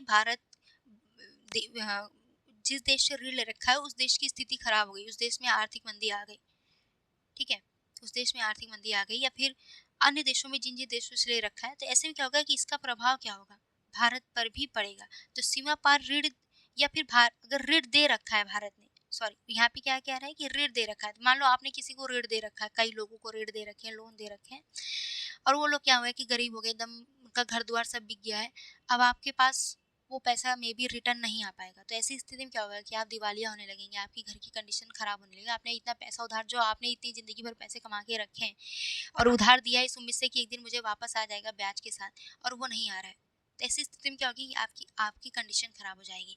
ठीक है, तो सीमा पर ऋण देने में वृद्धि और बैंक ऋणों की अल्पकालिक परिपक्वता अर्थव्यवस्थाओं को वित्तीय संक्रमण के प्रति अधिक संवेदनशील बना सकती है। तो अगर आप अल्पकालिक समय के लिए बैंकों को ऋण दे रहे हैं, यानी बैंक क्या है, किसी को बैंक क्या कर रहा है, आरबीआई जो है बैंकों को अल्पकालिक ऋण ज़्यादा से ज़्यादा दे रहा है, तो ऐसी स्थिति में ऐसी स्थिति में क्या होगा कि बैंक अगर दिवालिया हो रहा है तो आरबीआई की स्थिति भी गड़बड़ा जाएगी, या बैंक जो है अन्य लोगों को अल्पकालिक यानी कम समय के लिए ऋण दे रखे हैं और जो ऋणी है उसकी स्थिति खराब हो गई, दिवालिया हो गया, तो ऐसी स्थिति में बैंकों की स्थिति पर भी असर पड़ेगा। तो यहाँ पे क्या है, दूसरा स्टेटमेंट भी आपका सही है। तीसरा कह रहा है कि ऋण पर अत्यधिक निर्भरता वाले या जटिल समायोजन तंत्र वाले बाजारों द्वारा अन्य बाजारों तक संकट के प्रभाव के प्रसार की संभावना कम होती है। ये तो गलत है भाई, ऋण पर अत्यधिक निर्भर वाले या जटिल समायोजन तंत्र वाले बाजारों द्वारा, यानी जो लोग ऋण ले रखे हैं और ऋण पर बहुत ज़्यादा निर्भर हैं, अलग अलग देशों से ऋण ले रखे हैं, ऐसी स्थिति में अगर संकट स्थिति उत्पन्न होती है बाजार में, तो उसका प्रभाव जो है सभी जगह पे होगी ना, उसकी प्रसार की संभावना सभी जगह पे होगी, कम थोड़ी ना होगी, ज़्यादा होगी ना। तीसरा गलत हो जाएगा, पहला दूसरा सही है, करेक्ट आंसर ऑप्शन ही होगा। अंतर्राष्ट्रीय व्यापार में जे वक्र प्रभाव से तात्पर्य क्या है, जे वक्र प्रभाव से क्या तात्पर्य है, मुद्रा मूल्य ह्रास के पश्चात व्यापार संतुलन में प्रारंभिक गिरावट जो है जे वक्र को संदर्भित करता है। तो यहाँ करेक्ट आंसर आपका ऑप्शन बी हो जाएगा। निम्नलिखित कथनों पर विचार कीजिए। पहला कथन कह रहा है कि चल निधि कवरेज अनुपात यानी एलसीआर ये सुनिश्चित करने के लिए विकसित किया गया है कि बैंक वित्तीय संकट के दौरान अल्पकालिक चल निधि दबाव का सामना कर सके। यहाँ पे पहला स्टेटमेंट सही है कि चल निधि कवरेज अनुपात ये सुनिश्चित करने के लिए विकसित किया गया है कि बैंक जो है वित्तीय संकट के दौरान अल्पकालिक चल निधि दबाव का सामना कर सके। दूसरा कह रहा है कि एलसीआर के तहत बैंकों को अगले 30 कैलेंडर दिनों में कुल निवल नकदी बहिर्प्रवाह की आवश्यकताओं को पूरा करने के लिए पर्याप्त उच्च गुणवत्ता वाली चल निधि परिसंपत्तियों का स्टॉक बनाए रखना आवश्यक होता है। तो दूसरा स्टेटमेंट भी आपका सही है। तीसरा कह रहा है कि एलसीआर को कोविड-19 महामारी के बाद वैश्विक वित्तीय संकट के पश्चात बेसल सुधारों के रूप में प्रस्तुत किया गया था। तो दोस्तों, एलसीआर को कोविड-19 महामारी के बाद वित्तीय संकट के पश्चात बेसल सुधारों के भाग के रूप में प्रस्तुत नहीं किया गया था। यहाँ पे यही गलत हो जाता है। ठीक है, तो इनमें से कौन सा सही है, केवल एक ही सही है। करेक्ट आंसर क्या होगा कि कथन दो में से केवल एक कथन सही है, करेक्ट आंसर आपका ऑप्शन सी होगा। अगला है सॉवरेन गोल्ड बॉन्ड के संबंध में निम्नलिखित कथनों पर विचार कीजिए। पहला कथन कह रहा है कि सॉवरेन गोल्ड बॉन्ड ऐसी सरकारी प्रतिभूतियां हैं जो स्वर्ण के ग्राम मूल्य में मूल्यांकित होती है। इन्हें भारत सरकार की ओर से भारतीय रिजर्व बैंक द्वारा जारी किया जाता है। तो पहला स्टेटमेंट सही है। जैसे आप सोना खरीदने जाते हो तो वैसे ही आप गोल्ड बॉन्ड खरीद सकते हो, बस ये है कि वहां पे आपको ज्वेलरी नहीं मिलेगी, आपको एक बॉन्ड मिलेगा। ठीक है, जितनी सोने की वैल्यू होती है मार्केट में, उतनी ही इसकी वैल्यू होती है। जितनी सोने की मार्केट में सोने की वैल्यू में उतार चढ़ाव होती है, उतनी उतार चढ़ाव यहाँ पे भी होती है। दोनों की वैल्यू एकदम सेम होती है। ठीक है, बस फर्क ये होता है कि ये गोल्ड आपको मेटल के फॉर्म में मिलेगा, ये आपको बॉन्ड के फॉर्म में, कागज के फॉर्म में मिलेगा। ठीक है, इसे जारी कौन करता है, आरबीआई करता है। सॉवरेन गोल्ड बॉन्ड का समय पूर्व मोचन मूल्य 999 शुद्धता वाले स्वर्ण के विगत 3 कार्य दिवसों के साधारण औसत अंतिम मूल्य के आधार पर निर्धारित किया जाता है। तो दोनों स्टेटमेंट सही हैं। करेक्ट आंसर क्या होगा, ऑप्शन सी हो जाएगा। अगला है कथन 1 और कथन 2 दिया हुआ है। कथन 1 कह रहा है कि मुद्रा स्वैप यानी मुद्रा की अदला बदली व्यवस्थाएं अल्पकालिक विदेशी मुद्रा चल निधि दबाव के निवारण हेतु एक वित्तीय सुरक्षा तंत्र के रूप में कार्य करती है। तो पहला स्टेटमेंट आपका करेक्ट है। ठीक है, कि भाई मुद्रा की अदला बदली क्या है कि मान लो भारत देश है, वो डॉलर में अपना मुद्रा बदल रहा है, एक्सचेंज कर रहा है, तो ये अल्पकालिक विदेशी मुद्रा चल निधि दबाव के निवारण हेतु एक वित्तीय सुरक्षा तंत्र के रूप में काम करता है। दूसरा कह रहा है कि सार्क मुद्रा स्वैप ढांचे के अंतर्गत भारतीय रिजर्व बैंक सदस्य देशों को अल्पकालिक विदेशी मुद्रा आवश्यकताओं की पूर्ति हेतु वित्तीय सहायता की एक सुविधा प्रदान करता है। तो दूसरा स्टेटमेंट भी सही है। देखते हैं अब तीसरा स्टेटमेंट दिया है, हाँ दिया है बिल्कुल। तो भारत और जापान समझौते जैसी द्विपक्षीय मुद्रा स्वैप व्यवस्थाएं भागीदार प्राधिकारियों को वित्तीय स्थिरता को सुदृढ़ करने के उद्देश्य से अपनी स्थानीय मुद्राओं के बदले अमेरिकी डॉलर का विनियमन करने की सुविधा। भाई जापानी येन में होगा, अमेरिकी डॉलर नहीं होगा यहाँ पे। तो तीसरा गलत हो जाएगा, पहला दूसरा सही है। 2 और 3 कथन में से केवल एक सही है, जो कथन एक की सही व्याख्या करता है। ठीक है, करेक्ट आंसर आपका ऑप्शन सी हो जाएगा। अगला है ऐसी निवेश रणनीति जिसमें निवेशक किसी संबंधित परिसंपत्ति में विपरीत स्थिति अपनाकर संभावित हानियों को कम करने का प्रयास करता है, जो मूल निवेश की विपरीत दिशा में बढ़ने की संभावना रखती है। ये क्या कहलाती है? बचाव व्यवस्था कहलाती है। करेक्ट आंसर क्या हो जाएगा आपका? ऑप्शन डी हो जाएगा। अगला क्वेश्चन देखिए, तो भारत में मुद्रास्फीति सूचकांकों के संबंध में निम्नलिखित कथनों पर विचार कीजिए। थोक मूल्य सूचकांक के अंतर्गत सेवा क्षेत्र को शामिल नहीं किया जाता है। तो पहले स्टेटमेंट सही है कि होल प्राइस इंडेक्स में क्या होता है कि सेवा क्षेत्र को नहीं शामिल किया जाता है। दूसरा कह रहा है कि उपभोक्ता मूल्य सूचकांक का उपयोग भारतीय रिजर्व बैंक द्वारा मुद्रास्फीति लक्ष्यीकरण के लिए किया जाता है। तो दूसरा स्टेटमेंट आपका सही है कि जो कंज्यूमर प्राइस इंडेक्स होता है, इसका उपयोग भारतीय रिजर्व बैंक जो है मुद्रास्फीति लक्ष्यीकरण के लिए करता है। क्यों करता है? क्योंकि ये जो उपभोक्ता मूल्य सूचकांक है, ये खुदरा स्तर पर महंगाई को मापता है। ठीक है, तो इसी वजह से ये मुद्रास्फीति लक्ष्यीकरण को मापने के लिए एक बेहतर टूल हो सकता है कंज्यूमर प्राइस इंडेक्स, इसलिए आरबीआई द्वारा इसको प्रयोग किया जाता है। तीसरा कह रहा है कि थोक मूल्य सूचकांक के अंतर्गत केवल आधार मूल्य की गणना की जाती है। इसमें कर, छूट, व्यापारिक रियायतें, परिवहन या अन्य शुल्क शामिल नहीं होते हैं। तो तीसरा स्टेटमेंट भी सही है। बेसिक सा कॉन्सेप्ट ये है कि देखो थोक मूल्य सूचकांक क्या है? थोक स्तर पर, यानी कि फैक्ट्री स्तर पे हम ये कहें कि फैक्ट्री स्तर पर वस्तुओं के मूल्य में होने वाले परिवर्तन को मापा जाता है। ओके, जब तक ये अभी, क्योंकि ये वस्तु जो है अभी मार्केट में नहीं आया है, ये क्या है कि जहाँ पे उत्पादन हो रहा है, मान लो फैक्ट्री में उत्पादन हो रहा है, तो वहीं पे थोक स्तर पर ही वस्तुओं के मूल्य में होने वाले परिवर्तन को माप दिया जा रहा है कि पहले कितना होता था, उस वस्तु की मूल्य कितनी थी, आधार वर्ष के अकॉर्डिंग मूल्य को तय किया जाता है। तो हम ये देखते हैं कि पिछले साल के मार्च में इस वस्तु की वैल्यू कितनी थी, अब कितनी है। तो यहाँ पे अभी क्योंकि ये वस्तु मार्केट में नहीं आया है, फैक्ट्री में ही है, तो मार्केट में नहीं आया, मार्केट में जब बिक्री के लिए आता है तो इस पे अलग अलग तरह के टैक्स लग जाते हैं, तरह तरह के परिवहन चार्ज लग जाते हैं, अन्य शुल्क लग जाते हैं। तो इस वस्तु की जो लोगों तक जब पहुंचता है तो इसकी प्राइस बढ़ जाती है। तो फैक्ट्री पे जब रहता है तो ये सभी जो टैक्सेस है वगैरह नहीं लगते हैं। तो हम ये कह सकते हैं ना कि होल प्राइस इंडेक्स में ये चीजें आप समझ के आंसर कर सकते हो ना कि होल प्राइस इंडेक्स में क्या होगा कि केवल आधार मूल्य की ही गणना की जाती है, केवल बेस प्राइस की ही गणना की जाती है। इसमें टैक्स, व्यापारिक रियायतें, परिवहन या अन्य शुल्क शामिल नहीं होते हैं। बेसिक कॉन्सेप्ट है। तीसरा स्टेटमेंट सही है। और वही कंज्यूमर प्राइस इंडेक्स में क्या होगा कि जब हम, क्योंकि हम लोग क्या है, खुदरा स्तर के उपभोक्ता है, तो हम लोग क्या, जब किसी वस्तु को खरीदते हैं तो उसमें टैक्स वैक्स ऑलरेडी इंक्लूड रहता है। ठीक है, तो कंज्यूमर प्राइस इंडेक्स में क्या होता है कि इसमें भाई जो परिवहन चार्ज होता है, अन्य तरह के शुल्क होते हैं, या फिर जो टैक्स होता है, सब इंक्लूड होता है, हम लोग उस सब पे करते हैं। तो तीनों स्टेटमेंट सही है आपके। करेक्ट आंसर क्या हो जाएगा? ऑप्शन डी हो जाएगा। ये क्वेश्चन बहुत पूछा जाता है, इंपॉर्टेंट है, ध्यान रखना, पढ़ लेना एक बार। अगला है कि राष्ट्रीय आय समुच्चय के संदर्भ में निम्नलिखित कथनों पर विचार कीजिए। बाजार मूल्य पर सकल राष्ट्रीय उत्पाद यानी ग्रॉस नेशनल प्रोडक्ट, बाजार मूल्य पर सकल घरेलू उत्पाद यानी जीडीपी और विदेशों से अर्जित निवल कारक आय के योग के बराबर होता है। अब क्वेश्चन ऐसा दिया है कि आप लोग सोचोगे अरे बाप रे ये कैसा क्वेश्चन है। देखो सिंपल सी बात ये है कि जीएनपी क्या होता है, ग्रॉस नेशनल प्रोडक्ट क्या होता है। तो जब हम जीडीपी में से, अब आप लोग को पता है ये बात कि भारत में बहुत सारी विदेशी कंपनी हैं जो अपने कंपनी स्थापित किए हैं, यहाँ से पैसा कमाते हैं, और यहाँ से पैसा कमाते हैं तो कुछ पैसा या मैक्सिमम पैसा जो है अपने देशों में भेज देते हैं। तो भारत से जो पैसा बाहर जाता है हम उसे क्या कहते हैं? नेट आउटफ्लो कहते हैं। ठीक है, नेट आउटफ्लो। यानी भारत में जो भी विदेशी संस्थान है पैसा कमा करके वो अपने देश भेज रहे हैं, भारत से बाहर भेज रहे हैं, तो ये क्या हो रहा है, आउट हो रहा है ना, तो नेट आउटफ्लो कहते हैं।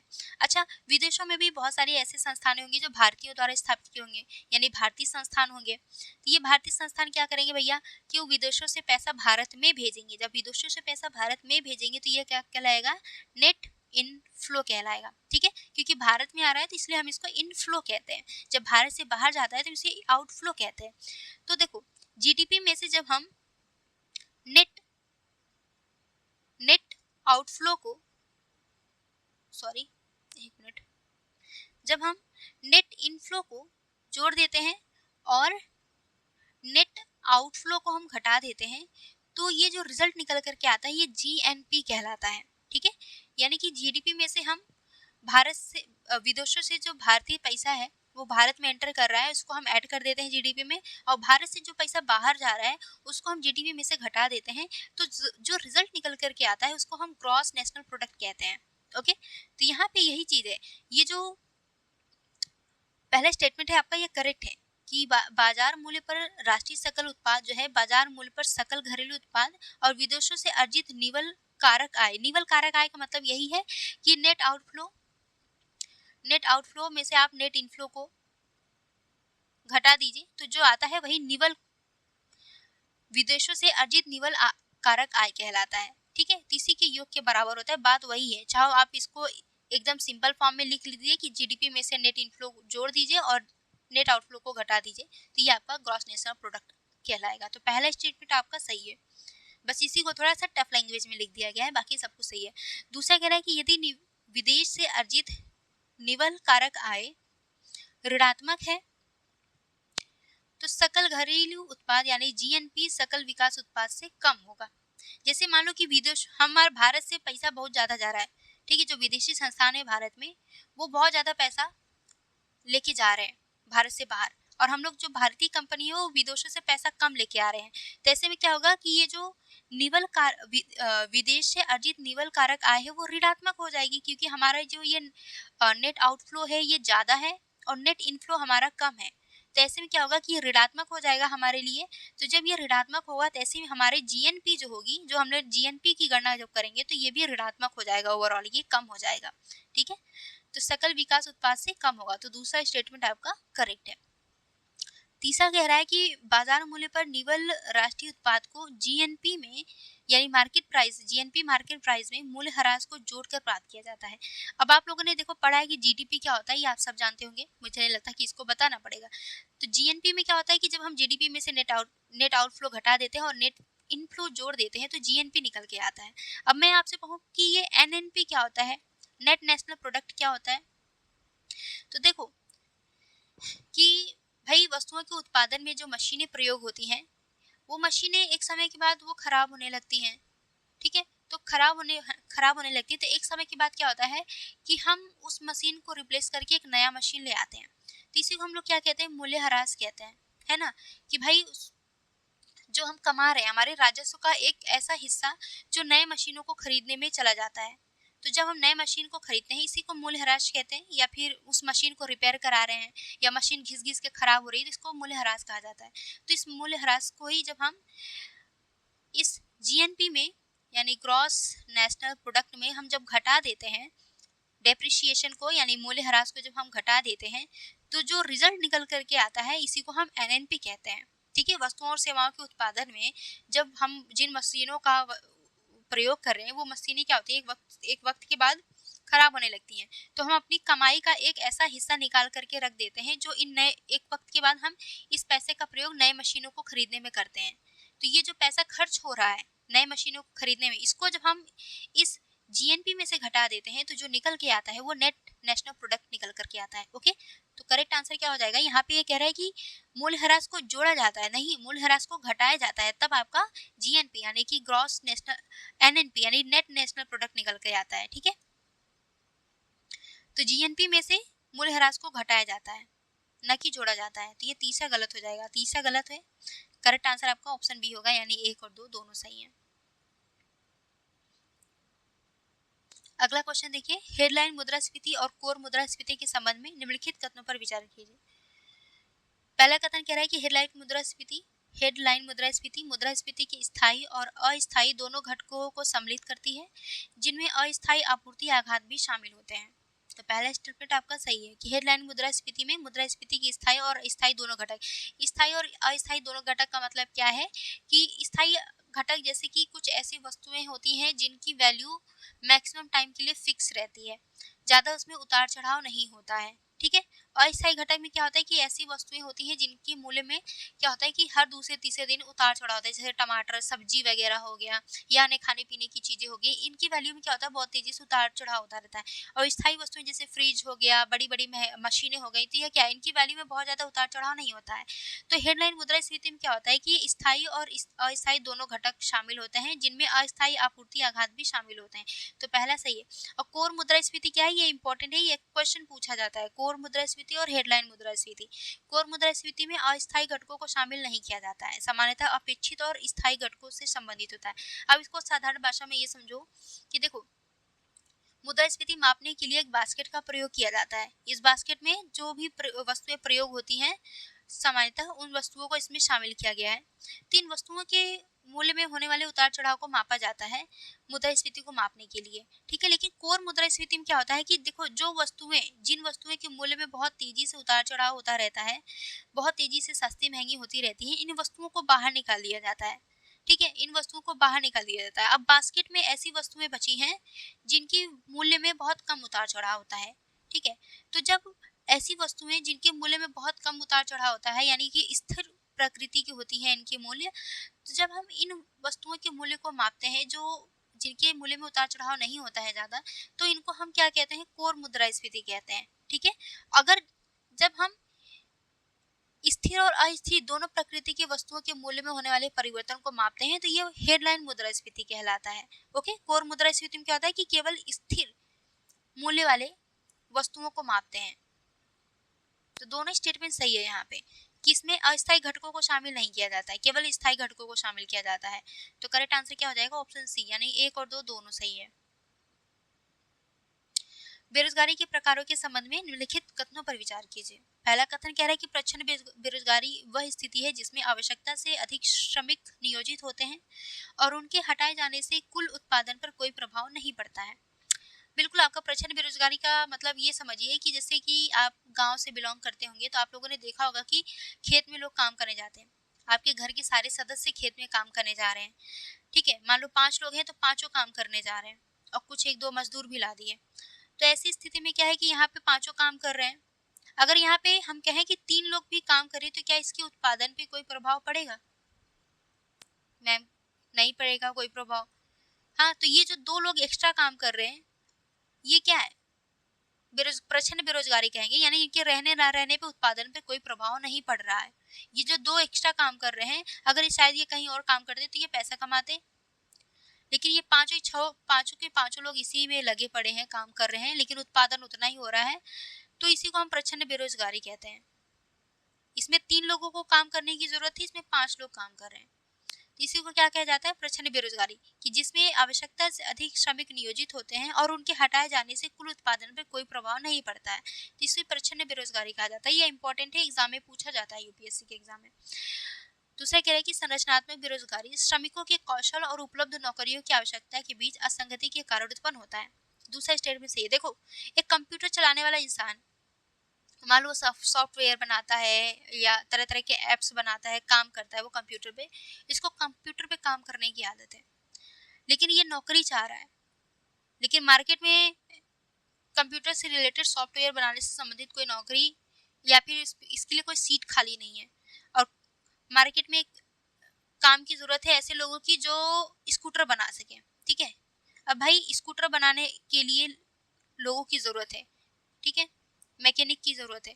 और यहाँ पे क्या है कि भाई ये इंसान जो है ये सॉफ्टवेयर बना रहा है, अलग अलग कंप्यूटर पे काम करना जानता है, तो ये इसके पास कौशल तो है, लेकिन इसके कौशल के अकॉर्डिंग रोजगार नहीं मिल रहा है। भाई, ये मार्केट में रोजगार की जरूरत तो है, लेकिन जिस कौशल को इसको जरूरत है, ये कौशल इसको नहीं मिल रहा है, स्कूटर बनाने वाली कंपनी को। तो स्कूटर बनाने वाली कंपनी को इसके अकॉर्डिंग शिक्षित या फिर कहें तो स्किल्ड लोग नहीं मिल रहे हैं जो स्कूटर बना सके, और जिसको रोजगार चाहिए उसको इसके अकॉर्डिंग काम नहीं मिल रहा है। इसी को क्या कहेंगे हम लोग? संरचनात्मक बेरोजगारी कहेंगे। कि संरचनात्मक बेरोजगारी श्रमिकों के कौशल और उपलब्ध नौकरियों की आवश्यकताओं के बीच असंगति के कारण उत्पन्न होती है। ओके। तीसरा कह रहा है कि आंशिक बेरोजगारी व्यापार चक्र में उतार चढ़ाव जैसे मंदी और महामंदी के कारण होती है। नहीं, देखो आंशिक बेरोजगारी क्या कहेंगे कि जैसे मान लो कि मैं हूँ या फिर आप मान लो कि आप क्या कर रहे हो कि एक जगह नौकरी कर रहे हो, आपको 20,000 रुपया मिल रहा है कहीं प्राइवेट सेक्टर में। आप चाहते हो कि हमको कोई ऐसी नौकरी मिले जहाँ पे थोड़ा ज़्यादा पैसा मिले और कम काम करना पड़े, तो आप नौकरी छोड़ करके कोई दूसरा नौकरी तलाश करने लगते हो। ठीक है, तो दूसरी नौकरी मान लो मिल भी जाती है, तो ये जो बीच का समय बचता है, ठीक है, मान लो 1 महीने का 1.5 महीने जो ये समय लगा आपको नौकरी ढूंढने में, नई नौकरी ढूंढने में, तो ये आपकी जो बेरोजगारी है ये कुछ समय की है। इसी को हम क्या कहेंगे? आंशिक बेरोजगारी, यानी आंशिक समय के लिए ये जो बेरोजगारी होती है आपकी, इसी को आंशिक बेरोजगारी कहा जाता है। लेकिन इसमें कह रहा है कि ये व्यापार चक्र में उतार चढ़ाव या मंदी या महामंदी जैसी स्थिति के कारण होता है, तो ये गलत है। ठीक है, ये स्टेटमेंट गलत है तीसरा। अब ऑप्शन देखते हैं, तो पहला और दूसरा स्टेटमेंट सही है। करेक्ट आंसर आपका ऑप्शन बी हो जाएगा। दोस्तों वीडियो अच्छी लग रही है तो लाइक कर दो, फटाफट अपने दोस्तों में भी शेयर कर दो। अब बताना है कि उपरोक्त में से किन्हें पूंजीगत व्यय माना जाएगा। देखो ये बहुत इंपॉर्टेंट है, लास्ट ईयर में यूपीएससी ने पूछा था पूंजी व्यय से रिलेटेड क्वेश्चन, और ये इम्पोर्टेंट भी है एग्जाम के लिए। ये पूंजी व्यय क्या होता है, राजस्व व्यय क्या होता है, पूंजी प्राप्ति क्या होती है, राजस्व प्राप्ति क्या होती है, ये आपको पढ़ना पड़ेगा। ठीक है, तो पूंजी व्यय क्या होता है इसको मैं कैसे समझाऊं आप लोगों को। देखो एक होता है राजस्व व्यय। ठीक है, राजस्व व्यय में क्या होता है कि जब सरकार अपने उपभोग के लिए यानी उपभोग की दृष्टि से पैसे खर्च करते हैं। एग्जाम्पल थ्रू जैसे आप ये समझिए कि आपके पेरेंट्स हैं, आपके पेरेंट्स जब आपकी पढ़ाई लिखाई में पैसे खर्च कर रहे हैं, या घर के खाने पीने की चीजें राशन खरीदने में पैसे खर्च कर रहे हैं, चादर कपड़ा फ्रिज कूलर पंखा ये सब पैसे खरीदने में पैसे खर्च कर रहे हैं, तो ये राजस्व व्यय कहलाएगा। मतलब ये ऐसा व्यय है जिसमें पैसा खर्च हो रहा है, इससे किसी संपत्ति का निर्माण नहीं हो रहा है, कोई संपत्ति नहीं बन रही है कि हाँ घर बनवा रहे हैं तो इससे हमें पैसा आएगा, एक वक्त के बाद इसकी वैल्यू बढ़ेगी, या फिर सोना खरीद रहे हैं तो धीरे धीरे सोना घर में रखा रहेगा, इसकी वैल्यू समय के साथ बढ़ती रहेगी। नहीं, ये क्या है? उपभोग के लिए एक बार पैसा खर्च हो गया वो वापस हमारे लिए इसका कोई प्रॉफिट नहीं मिलेगा, तो ये राजस्व व्यय कहलाता है। जैसे सरकार खर्च करती है लोगों को पेंशन देने में,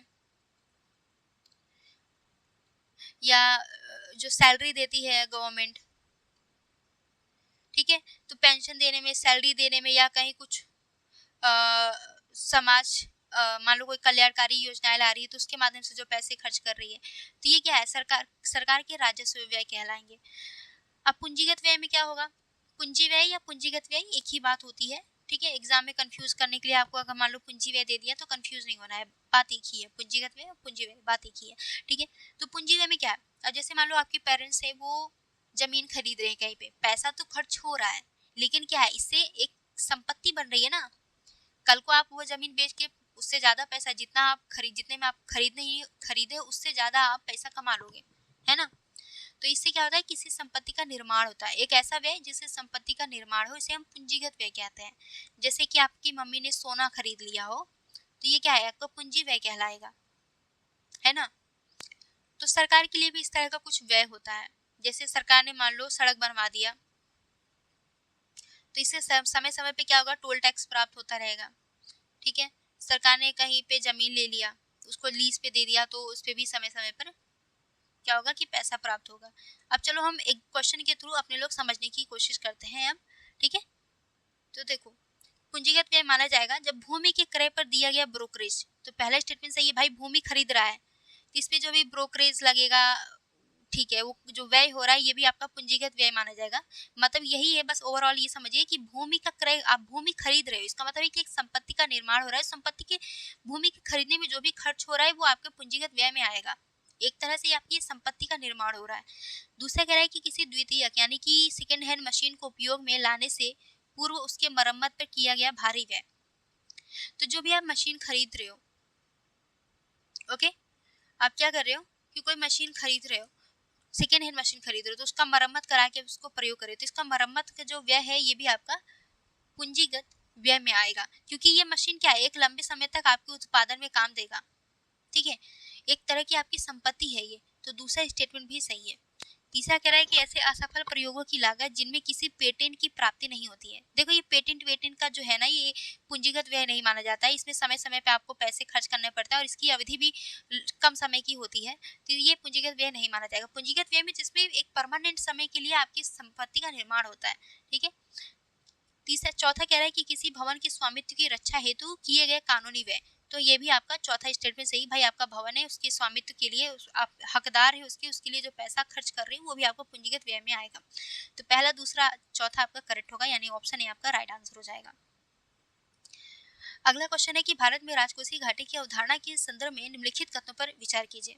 अच्छा, राजकोषीय घाटा क्या कहलाता है भाई, राजकोषीय घाटा किसे कहते हैं बताओ। अभी जब आप लोगों से क्वेश्चन पूछा जाएगा तो आप लोग में भी कंफ्यूज हो सकते हो, थोड़ा समय लगेगा सोचने में कि अच्छा एग्जैक्टली इसका आंसर क्या होगा, है ना। लेकिन जब आप बार बार रिवाइज करोगे, बार बार आप क्वेश्चंस प्रैक्टिस करोगे, तब जाकर के आपको याद होगा। तो ये राजकोषीय घाटा वाला चैप्टर है इकोनॉमिक्स में, पढ़ लोगे तो आपका ये पूंजी व्यय क्या है, राजस्व व्यय क्या है, पूंजी प्राप्ति क्या है, राजस्व प्राप्ति क्या है, या प्राथमिक घाटा क्या होता है, राजस्व घाटा या पूंजी पूंजी पूंजी घाटा, ये पूंजी व्यय क्या होता है, सब कुछ आपको समझ में आने लगेगा। बस आपको क्या करना है, अच्छे से पढ़ते रहना है, रिवाइज करते रहना है, मॉक टेस्ट लगाना है। मॉक टेस्ट और पीवाईक्यू बहुत इंपॉर्टेंट है, बिना मॉक टेस्ट और पीवाईक्यू के आपका अच्छे से रिवीजन हो ही नहीं सकता है। तो सबसे ज्यादा अगर आपको भाई रिवीजन करना है तो मॉक टेस्ट लगाओ। मॉक टेस्ट जब लगाओगे तो आपके दिमाग पर जोर पड़ेगा कि अच्छा मैंने क्या पढ़ा था क्या नहीं पढ़ा था, आप याद करने की कोशिश करोगे, रिकॉल करने की कोशिश करोगे। बार बार आप अपने सिर्फ नोट्स को ही बार बार रिवाइज कर रहे हो तो इस नोट्स में जितने कंटेंट है इसमें से कुछ ही कंटेंट आपको याद होंगे। लेकिन जब आप मॉक टेस्ट लगाओगे ना, तो मॉक टेस्ट लगाने की वजह से इसमें जो एक्स्ट्रा कंटेंट होंगे वो आपको धीरे धीरे याद आने लगेंगे। ओके, तो चलो अब राजकोषीय घाटा क्या है। जैसे दोस्तों मैंने बताया कि सरकार की दो तरह की प्राप्तियां होती हैं, जैसे राजस्व प्राप्ति और पूंजी प्राप्ति, ठीक है। और सरकार की दो तरह के खर्चे भी होते हैं, जैसे राजस्व व्यय और पूंजी व्यय, ठीक है। पूंजी व्यय, तो राजस्व व्यय में जैसे हमने बताया कि खाने पीने के लिए या उपभोग की दृष्टि से खर्च किया जाता है, इससे कोई संपत्ति का निर्माण होता है। पूंजी व्यय में क्या है, जैसे कि मैंने बताया कि इस तरह ऐसे खर्च जो सरकार पूंजी बनाने के लिए करती है, संपत्ति बनाने के लिए खर्च करती है। राजस्व प्राप्ति में क्या होता है कि सरकार की ऐसी प्राप्तियां होती है जिसको वापस नहीं करना पड़ता है, सरकार के ऊपर एक कर्ज का भार नहीं पड़ता है। जैसे राजस्व प्राप्ति, जैसे आपने अपने घर, मान लो मम्मी पापा आपकी क्या किया कि जमीन है, जमीन को लीज पे दे दिया, तो उस पे जो पैसा प्राप्त हो रहा है समय समय पे, वो क्या है, आपकी राजस्व प्राप्ति है। जैसे आपने अपने मकान को किराए पे दे दिया है, तो उससे जो है आपकी प्राप्ति हो रही है, जो कमाई हो रही है वो आपका राजस्व प्राप्ति कहलाएगा। इससे क्या हो रहा है कि आपको ये जो पैसा आ रहा है आपके पास, इसको वापस नहीं करना है, ठीक है, ये आपकी कमाई है, इससे आपकी संपत्ति में किसी तरह की कमी नहीं आ रही है, तो ये राजस्व प्राप्ति कहलाती है सरकार की, ठीक है, राजस्व प्राप्ति। अब पूंजी प्राप्ति क्या होता है मैम, तो पूंजी प्राप्ति में क्या, जैसे कि आपके घर वाले क्या है, लोन ले रहे हैं, ऋण ले रहे हैं, पैसा तो आ रहा है, पैसा तो आपके पास आ रहा है, लेकिन इससे क्या है कि आपकी देनदारी है, आपको देना है एक समय के बाद, इस पैसे को वापस करना है। पैसा आ तो रहा है, इसी को पूंजी प्राप्ति कहते हैं कि पैसा आ तो रहा है लेकिन इसके समय पे ब्याज देना है, आपकी संपत्ति में कमी आ रही है। एक समय के लिए तो पैसा आ रहा है लेकिन इसको आपको वापस करना है। जैसे आपकी मम्मा ने बैंक से उधार ले लिया है, सॉरी लोन लिया है, आपके मम्मी ने मौसी लोगों से पैसा उधार लिया है, तो क्या है, पूंजी प्राप्ति है, लेकिन बस ये है कि ऐसी प्राप्ति है कि एक समय के बाद हमें वापस करना है। तो गवर्नमेंट के लिए भी ऐसी कुछ प्राप्तियां होती है, जैसे गवर्नमेंट क्या करता है, विनिवेश कर देता है। जब विनिवेश करता है तो सरकार की संपत्ति में कमी आती है, ऐसी प्राप्तियां जो सरकार की संपत्ति में कमी को जन्म दे, पूंजी प्राप्ति कहलाता है, ठीक है। जिससे लोन ले रहा है, किसी देश से गवर्नमेंट ने लोन ले लिया, तो ये क्या है, पूंजी प्राप्ति है। तो अब आप लोग समझ गए कि राजस्व प्राप्ति और पूंजी प्राप्ति क्या होता है, राजस्व व्यय और पूंजी व्यय क्या होता है। तो जब ये राजस्व प्राप्ति और पूंजी व्यय और राजस्व व्यय पूंजी व्यय, ठीक है, तो इन दोनों को जोड़ दीजिए। राजस्व दोनों जब प्राप्तियां, ठीक है, जब प्राप्तियां कम और व्यय ज्यादा हो, सरकार की जब प्राप्ति यानी सरकार की कमाई कम हो रही है और खर्च ज्यादा हो रहा है, व्यय ज्यादा हो रहा है, तो इसे हम क्या कहेंगे, राजकोषीय घाटा कहते हैं, ठीक है। इसे क्या कहते हैं हम लोग, राजकोषीय घाटा कहते हैं। तो जैसे आपकी मम्मी पापा की है तो मम्मी पापा की कमाई कम हो रही है और लेकिन खर्च ज्यादा है, बाल बच्चन जो है बहुत ज्यादा खर्च कर रहे हैं, उनको पढ़ाई लिखाई के साथ साथ घूमने फिरने का भी पैसा चाहिए, मूवी देखने का भी पैसा चाहिए। तो इसे क्या कहेंगे सर कि भाई कमाई कम हो रहा है, खर्च ज़्यादा हो रहा है, इसको सरकार के लिए हम सरकार के संदर्भ में राजकोषीय घाटा कहेंगे। तो पहला स्टेटमेंट कह रहा है कि सरकार द्वारा दिए गए ऋणों की वसूली से राजकोषीय घाटा कम होता है। तो सरकार द्वारा दिए गए ऋणों की वसूली से राजकोषीय घाटा कम होता है। अगर मान लो आपके पेरेंट्स ने ऋण दे रखा है, उसकी वसूली कर रहे हैं, तो इससे सरकार आपके पेरेंट्स की जो घाटा है वो कम हो सकता है। बताओ, तो बोलो हाँ हो सकता है। भाई अलग अलग जगहों पे ऋण दे रखा है, आपके मम्मी पापा ने उधार दे रखा है रिश्तेदारों को। आज ऐसी स्थिति आई है कि आपके घर की स्थिति थोड़ी खराब है, आप घाटे की स्थिति में चल रहे हो, तो अपने घाटे की भरपाई के लिए क्या करोगे? आप लोग सलाह दोगे ना, मम्मी तुमने मौसी को जो उधार दिया था वो ले लो, उस उधार से तुम ये पैसा चुकता कर दो, तुम्हारा घाटा कम हो जाएगा। तो इसी तरीके से सरकार का भी है। भाई सरकार ने अगर ऋण दे रखा है अलग अलग जगहों पे, तो अपने घाटे को कम करने के लिए ऋणों की वसूली कर सकता है। पहला स्टेटमेंट सही है। दूसरा कह रहा है कि सरकारी परिसंपत्तियों की बिक्री से राजकोषीय घाटा बढ़ता है। तो सरकारी परिसंपत्तियों की बिक्री से राजकोषीय घाटा बढ़ता है। बताओ, क्या सरकारी परिसंपत्तियों की बिक्री से राजकोषीय घाटा बढ़ेगा? मान लो आप घाटे की स्थिति में हो, तो आप अपना घर बेच करके घाटे की भरपाई कर रहे हो, तो इससे आपका घाटा बढ़ेगा या कम होगा? कम होगा ना। राजकोषीय घाटा आपका कम होगा ना। सरकार अगर अपनी संपत्ति को बेच रहा है, तो उसके पास पैसा आ रहा है, उस पैसे से वो अपना जो घाटे की भरपाई है वो पूरा कर रहा है। तो ऐसे में राजकोषीय घाटा बढ़ेगा नहीं बल्कि कम होगा। तो यहाँ पे दूसरा गलत हो जाएगा। तीसरा कह रहा है कि राजस्व घाटा अनिवार्य रूप से राजकोषीय घाटे को दर्शाता है, तो ये गलत है। राजस्व घाटा जरूरी नहीं है कि अनिवार्य रूप से राजकोषीय घाटे को दर्शाए। ठीक है, तो यहाँ पे तीसरा गलत हो जाएगा, दूसरा गलत है, पहला सही। करेक्ट आंसर आपका ऑप्शन बी हो जाएगा, यानी कि केवल एक। अब ये राजस्व घाटा अनिवार्य रूप से राजकोषीय घाटा को दर्शाता है, ये स्टेटमेंट गलत है। कैसे गलत है, इसको हम लोग अगले टॉपिक में बहुत डिटेल में डिस्कस करेंगे, क्योंकि ऑलरेडी हमने इस पे बहुत ज्यादा लंबा डिस्कस कर लिया है। ठीक है, चलो अगला क्वेश्चन देखो। मुद्रास्फीति के प्रभाव के संदर्भ में निम्नलिखित कथनों पर विचार कीजिए। पहला कथन कह रहा है कि उच्च मुद्रास्फीति की अवधि में देनदारों को सामान्यतः लाभ होता है, जबकि लेनदारों को हानि होती है। तो पहला स्टेटमेंट आपका करेक्ट है भाई, कि उच्च मुद्रास्फीति है, महंगाई ज्यादा है, तो जो देनदार होगा, ठीक है, जो देने वाला व्यक्ति होगा, उधार देने वाला व्यक्ति, वो लाभ की स्थिति में होता है, जो लेने वाला होता है घाटी होती है, क्योंकि बाद में महंगाई क्या है, मान लो कम हो गई, तो ऐसी स्थिति में क्या है कि देनदार को प्रॉफिट हो जाता है। कि आज जो जिन वस्तु, मान लो आज महंगाई ज्यादा है, हम आपसे 10 रुपए मांगे, 10 रुपए मान लो इस समय 5 ही चॉकलेट आ रहा है, और एक उच्च मुद्रास्फीति की स्थिति है, तो उच्च मुद्रास्फीति में क्या होगा कि भाई हमें वस्तुएं महंगी मिलेंगी। एक वक्त बाद जब सामान्य स्थिति आ जाएगी, तो यही 10 रुपए में हमें 8 चॉकलेट मिलेगा, तो प्रॉफिट किसको होगा? देने वाले को होगा ना, कि वही पैसा मुझे वापस मिलेगा, तो हम इस पैसे में ज्यादा सामान खरीद लेंगे, और लेनदार को जो लेने वाला है उसको लॉस हो रहा है। तो यहाँ पहला स्टेटमेंट सही है, उच्च मुद्रास्फीति बोल रहा है, इस वजह से ये स्टेटमेंट सही है। दूसरा कह रहा है कि मुद्रास्फीति कर से तात्पर्य मुद्रास्फीति के दौरान सरकार द्वारा लगाया गया एक अनिवार्य वैधानिक कर है। देखो, मुद्रास्फीति कर वाकई में कोई कर नहीं होता है। मुद्रास्फीति जब बढ़ती है तो हमारे जो उपभोग है, हमारी जो बचत है, स्पेशली हमारी बचत को प्रभावित करता है। महंगाई बढ़ जाती है तो हमारा खर्चा बढ़ जाता है, खर्चा बढ़ने की वजह से हम कम बचत कर पाते हैं। ठीक है, जो चीजें हम 50 रुपए में खरीद रहे थे, आज हम 100 रुपए में खरीद रहे हैं। पहले हम वही 50 रुपए बचत कर लेते थे, आज हमारा जो बचत कर रहे हैं 50 रुपए, वही सामान खरीदने में चला जा रहा है, तो 100 रुपए चला जा रहा है। तो ये क्या है कि मुद्रास्फीति एक तरह का ये हमारी बचत को प्रभावित कर रहा है। जैसे कर क्या है, टैक्स बढ़ता है तो हमारी बचत कम हो जाती है, इसी तरीके से मुद्रास्फीति बढ़ रही है तो हमारी बचत क्या होती है, कम हो जाती है। लेकिन ये कोई अनिवार्य वैधानिक कर नहीं है। आपने कहीं पढ़ा है क्या कि मुद्रास्फीति कर लग रहा है सबके ऊपर? इनडायरेक्ट टैक्स पढ़ा है, डायरेक्ट टैक्स पढ़ा अपने लोगों ने, जीएसटी पढ़ा, लेकिन ये मुद्रास्फीति कर ऐसा तो है ना, कोई वैधानिक कर नहीं, क्या कर है, नहीं है ना। दूसरा गलत हो जाएगा। तीसरा कह रहा है कि यदि सांकेतिक आय में वृद्धि की दर मुद्रास्फीति की दर से अधिक हो तो वास्तविक आय में वृद्धि होती है। तो यहाँ पे क्या है आपका, ये तीसरा स्टेटमेंट आपका सही है। यदि सांकेतिक आय में वृद्धि की दर मुद्रास्फीति की दर से अधिक होती है, तो ऐसी स्थिति में क्या होती है, मुद्रास्फीति यानी कि मुद्रास्फीति कम है और सांकेतिक आय अपना जो है ज्यादा है, तो ऐसी स्थिति में वास्तविक आय में क्या होगी, वृद्धि होगी। तो तीसरा स्टेटमेंट आपका करेक्ट है। चौथा कह रहा है कि उच्च मुद्रास्फीति के दौरान बड़ी मात्रा में नकदी धारित करने वाले व्यक्तियों की क्रय शक्ति में प्रभावी रूप से कमी आती है, परचेजिंग पावर में कमी आती है। उच्च मुद्रास्फीति के दौरान भाई बड़ी मात्रा में नकदी धारित करने वाले व्यक्ति, यानी कि महंगाई अगर ज़्यादा है तो ऐसी स्थिति में क्या है कि हमारा जो क्रय शक्ति होगी वो प्रभावी रूप से कमी आएगी। तो बहुत बेसिक सा स्टेटमेंट है, चौथा स्टेटमेंट सही है आपका। तो करेक्ट आंसर क्या होगा? पहला, तीसरा और चौथा।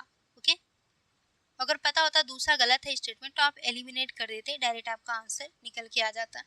ठीक है, सारा बस अगर आप कुछ नहीं पढ़ते, दूसरा स्टेटमेंट पढ़ते और दूसरा गलत कर देते तो बस आपका डायरेक्ट आंसर निकल के आता। मेन खेल यही होता है, जरूरी नहीं, देखो एग्जाम में क्या होता है कि बहुत टफ पहला दूसरा स्टेटमेंट एकदम टफ दे देगा, तीसरा दे देगा एकदम इजी। तीसरे स्टेटमेंट पर ही बेस्ड रहता है सारा क्वेश्चन, या दूसरे स्टेटमेंट पर या तीसरे पहले स्टेटमेंट पर, वही एक स्टेटमेंट पर बेस्ड रहता है पूरा क्वेश्चन। अगर आपने पढ़ लिया कि हाँ ये स्टेटमेंट सही है गलत है और इस बेसिस पे आप एलिमिनेट करके आंसर निकाल लेते हैं तो बस वही खेल खत्म। ठीक है, बस हो गया आपका। ठीक है, यहाँ पे ही आपका स्मार्टली वर्क करके आप आगे निकल जाते हैं। लेकिन जो बच्चे नहीं कर पाते, समझ नहीं पाते, क्वेश्चन देख के ही डर जाते हैं, अरे बाप रे इतना लंबा क्वेश्चन है, इतना बड़ा क्वेश्चन है, आगे बढ़ो। तो फिर देखो जो हमने देखा है यूपीएससी के पेपर में पीआईक्यूज में, जो क्वेश्चन जितना लंबा होता है उतना ही वो इजी होता है।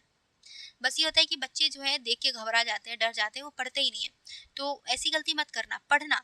उसमें से मे भी आपको एक दो स्टेटमेंट नहीं आएगा, ठीक है, मे भी उसमें आपको एक दो स्टेटमेंट समझ में नहीं आएगा, लेकिन अगर तीन स्टेटमेंट दिया है, तीन स्टेटमेंट में से एक ऐसा स्टेटमेंट होगा जो बेसिक स्टेटमेंट होगा, आप बेसिकली पढ़े होंगे, और वही स्टेटमेंट में वो क्या एग्जामिनर क्या करता है, कुछ ना कुछ छेड़खानी कर देता है, और इसी स्टेटमेंट में छेड़खानी करके इस छेड़खानी किया रहता है, इसी यही स्टेटमेंट मान लो गलत माना रहता है, तो इसी बेसिस पे वो ऑप्शंस भी बनाते हैं कि दूसरे स्टेटमेंट के अकॉर्डिंग वो एलिमिनेट कर देते हैं और आंसर एक करेक्ट किए रहते हैं। ठीक है, तो भाई क्वेश्चन को एग्जाम में पूरा पढ़ा करो, डरा नहीं करो। ठीक है, चलो अगला क्वेश्चन है, नेक्स्ट क्वेश्चन 38, निम्नलिखित कथनों पर विचार कीजिए। पहला कथन कह रहा है कि आरक्षित नकदी निधि अनुपात से तात्पर्य किसी बैंक की मांग एवं आवधिक देयताओं का वह प्रतिशत है जिसको भारतीय रिजर्व बैंक के पास नकद के रूप में अनुरक्षित रखना आवश्यक है। नागरिक आरक्षित निधि, ऐसा शब्द दिया है इतना भयानक, सीआरआर को इतना, कैश रिजर्व रेशियो को इतना टफ शब्द दिया है, आरक्षित नकदी अनुपात। तो देखो सीआरआर क्या होता है, कैश रिजर्व रेशियो, कि बैंक के अपने कुल कुल जमा राशि का एक निश्चित धनराशि जो है सीआरआर के रूप में आरबीआई के पास जमा करना पड़ता है, आरबीआई के पास रखना पड़ता है। आरबीआई इस सीआरआर पे बैंकों को कोई ब्याज नहीं देता है और ना ही सीआरआर की इस धनराशि का प्रयोग आरबीआई स्वयं करता है, ये अर्थव्यवस्था से बाहर चला जाता है, इसी को सीआरआर कहा जाता है। तो पहला स्टेटमेंट आपका सही है कि किसी बैंक की मांग एवं आवधिक देयताओं का वह प्रतिशत होता है जिसको आरबीआई के पास नगद के रूप में, ठीक है, कैश के रूप में रखा जाता है आरबीआई के पास। ठीक है, तो अनुरक्षित रखना आवश्यक होता है, तो पहला सही है। दूसरा है कि सावधिक, यानी कि सावधिक चल निधि अनुपात, जिसे हम लोग एसएलआर कहते हैं, स्टैट्यूटरी लिक्विडिटी रिजर्व कहा जाता है, के तहत बैंकों को स्वर्ण, नगदी या स्वीकृत प्रतिभूतियों के रूप में चल परिसंपत्तियां अनुरक्षित रखना होता है। देखो ये जो होता है बैंक की कुल जमा राशि का एक ऐसा हिस्सा होता है जिसे बैंक स्वर्ण के रूप में, सोने के रूप में, या नगद के रूप में, या सरकारी प्रतिभूतियों के रूप में अलग से हटा करके अपने पास रखता है। ठीक है, इसी को क्या कहा जाता है, एसएलआर कहा जाता है। आरबीआई तय करता रहता है समय समय पे कि एसएलआर कितना होना चाहिए उनका, 4%, 5%, 5.5% कितना होना चाहिए, आरबीआई समय समय पे तय करता है। एग्जाम देने से पहले आप सीआरआर और एसएलआर की एग्जैक्ट डेटा देख लेना कि कितनी है वर्तमान में। ठीक है, और तो एसएलआर क्या है, बैंक अपने पास खुद रखते हैं अलग से निकाल करके, ज्यादातर बैंक जो है एसएलआर सरकारी प्रतिभूतियों के रूप में रखते हैं। ठीक है, क्योंकि सरकारी प्रतिभूतियों पे बैंकों को ब्याज मिलता रहता है समय समय पर, तो उसपे बैंकों को प्रॉफिट होता है। क्वेश्चन कभी कभी स्टेटमेंट दे देता है एग्जाम में, तो इस चीज को ध्यान रखना है। तो दोनों स्टेटमेंट सही है। तीसरा कह रहा है कि सीआरआर या एसएलआर में वृद्धि वाणिज्य बैंकों को ऋण लेने की क्षमता को कम करती है, तो तीसरा स्टेटमेंट भी सही है भाई। जैसे हमने आपको बताया कि भाई अगर आरबीआई ने क्या किया कि सीआरआर या एसएलआर को बढ़ा दिया, तो ऐसी स्थिति में बैंकों के पास जो अतिरिक्त पैसा था वो आरबीआई के पास चला गया या एसएलआर के रूप में अलग से उनको रखना पड़ गया। तो ऐसी स्थिति में उनके पास पैसे कम हो गए, यानी जो अतिरिक्त धन था वो सोख लिया गया, अतिरिक्त धन सोख लिया गया, तो बैंकों के पास कम पैसा बचा, कम पैसा बचा तो बैंक जो है लोगों को उच्च ब्याज पर ऋण देंगे। जब बैंक उच्च ब्याज पर ऋण देगा तो ऐसी स्थिति में क्या होगा कि लोग जो है पैसा कम लेंगे, उधार कम लेंगे, तो ऋण देने की क्षमता में क्या हो जाती है, कमी आ जाती है। जब सीआरआर एसएलआर में वृद्धि की जाती है, जब कमी की जाती है तो इनकी ऋण देने की क्षमता में वृद्धि हो जाती है। तो तीनों स्टेटमेंट सही है, करेक्ट आंसर ऑप्शन डी हो जाएगा। अगला क्वेश्चन है, बताइए कि कौन सा कथन आपका सही है। यदि रेपो रेट अपरिवर्तित रहे तब भी रिवर्स रेपो रेट में वृद्धि अर्थव्यवस्था में चल निधि को कम कर सकती है। बताइए क्या ये स्टेटमेंट सही है। तो पहला स्टेटमेंट आपका सही है कि देखो, रेपो रेट अगर हम नहीं बदल रहे, आरबीआई रेपो रेट में कोई परिवर्तन नहीं कर रहा है, लेकिन रिवर्स रेपो रेट में वृद्धि करके आरबीआई क्या करेगा कि लिक्विडिटी को कम कर सकता है। ओके, तो यहाँ पे पहला स्टेटमेंट आपका सही है। अभी मैंने इस चीज को समझाया है तो मुझे नहीं लगता कि दोबारा फिर से वही कई बार रिपीट करें। अच्छा चलो फिर समझाई देते हैं। देखो, रिवर्स रेपो रेट में क्या होता है कि आरबीआई क्या करता है कि बैंकों से पैसा लेता है, बैंकों से पैसा लेता है। और रेपो रेट में क्या होता है कि बैंक जो है आरबीआई से पैसा लेता है। तो रिवर्स में क्या होता है कि रिवर्स हो जाता है, उल्टा हो जाता है, आरबीआई बैंकों से पैसा लेता है। जब रिवर्स रेपो रेट में वृद्धि होगी, यानी कि रिवर्स रेपो रेट में अगर वृद्धि कर दी जाती है, यानी आरबीआई क्या किया, ब्याज दर बढ़ा दिया। ठीक है, ब्याज दर बढ़ा दिया, कहा कि भैया हम तुमको उच्च ब्याज पे तुमसे ऋण लेना चाहते हैं। तो बैंक क्या करेंगे, ज्यादा से ज्यादा पैसा आरबीआई को देंगे। क्योंकि क्यों क्यों देंगे आरबीआई को, क्योंकि रिवर्स रेपो रेट में वृद्धि हुई है, ब्याज में वृद्धि कर दिया है आरबीआई ने। तो ऐसी स्थिति में बैंकों को प्रॉफिट होगा ना, उसको उच्च ब्याज मिल रहा है। तो भाई जो बैंक लोगों को ऋण देता कम ब्याज पे, और यहाँ पे आरबीआई क्या कह रहा है कि हम तुमको उच्च ब्याज देंगे, तुम हमको उधार दे दो, तो बैंक क्या करेगा भैया, आरबीआई को ऋण देगा ना। जैसे मान लो आप ही हैं, आपके पास दो लोग आ रहे हैं ऋण लेने के लिए। मान लो ए आ रहा है, कह रहा है कि हम तुमको 5% ब्याज देंगे, तुम हमको ऋण दे दो। दूसरा कह रहा है कि हम तुमको 8% ब्याज देंगे, तुम हमको ऋण दे दो। तो आप किसको दोगे, बी वाले को दोगे ना, जो उच्च ब्याज देगा। तो आरबीआई क्या कह रहा है कि हम तुमको उच्च ब्याज पे हम तुमको उच्च ब्याज देंगे, तुम हमको ऋण दे दो, लोन दे दो। तो बैंक आरबीआई को देगा, ग्राहकों को नहीं देगा। ऐसी स्थिति में क्या होगा कि जो पैसा लोगों के पास जाना चाहिए था वो बैंक के पास, आरबीआई के पास चला गया। तो ऐसी स्थिति में क्या होता है, लिक्विडिटी जो है, चल निधि जो है कम हो जाती है। ठीक है, क्योंकि लोगों के पास पैसा गया नहीं है तो मार्केट में पैसा आएगा नहीं, मार्केट में पैसा नहीं आएगा तो इसका मतलब क्या है, तरलता या लिक्विडिटी क्या हो जाती है, कम हो जाती है। तो पहले सही है। दूसरा है कि रेपो रेट में कमी होने से स्वतः ही जब भी स्टेटमेंट में अक्सर स्टेटमेंट में स्वतः ही शब्द दे देता है तो अक्सर वो स्टेटमेंट गलत होता है। ठीक है, तो रेपो रेट में कमी होने से स्वतः ही बैंकों द्वारा भारतीय रिजर्व बैंकों के पास रिवर्स रेपो सुविधा के अंतर्गत जमा की जाने वाली राशि वृद्धि हो जाती है। देखो, ये आरबीआई के ऊपर डिपेंड करता है। जरूरी थोड़ी ना कि रेपो रेट में कमी हो रहा है तो यहाँ पे ये वृद्धि हो जाएगी रिवर्स रेपो रेट, ऐसा नहीं है, अपने आप नहीं होता। आरबीआई इस चीज को कंट्रोल करता है। दूसरा गलत है, पहला सही, करेक्ट आंसर ऑप्शन ही हो जाएगा। अगला है, बैंक रेट के संदर्भ में निम्नलिखित कथनों पर विचार कीजिए। पहला कथन कह रहा है कि बैंक रेट वह रेट है जिस पर भारतीय रिजर्व बैंक वाणिज्यिक बैंकों को बिना किसी संपार्श्विक के ऋण प्रदान करता है।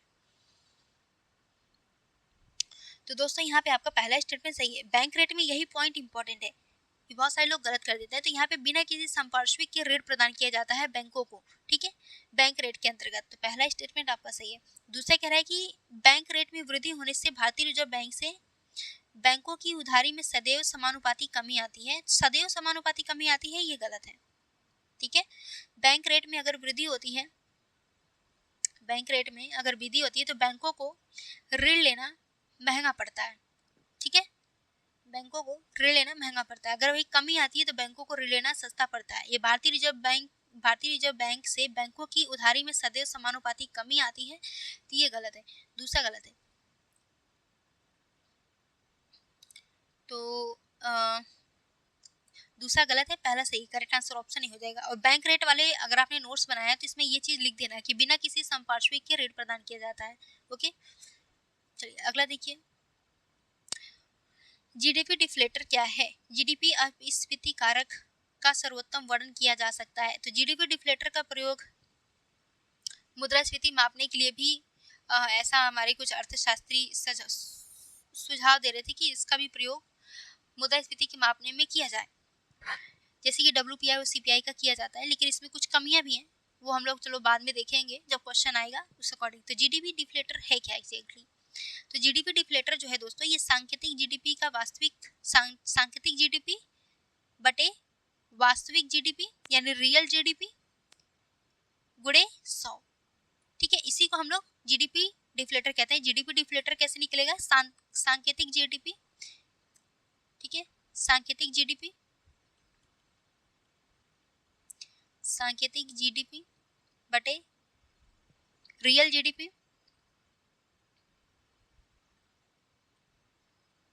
इंटू 100, ठीक है।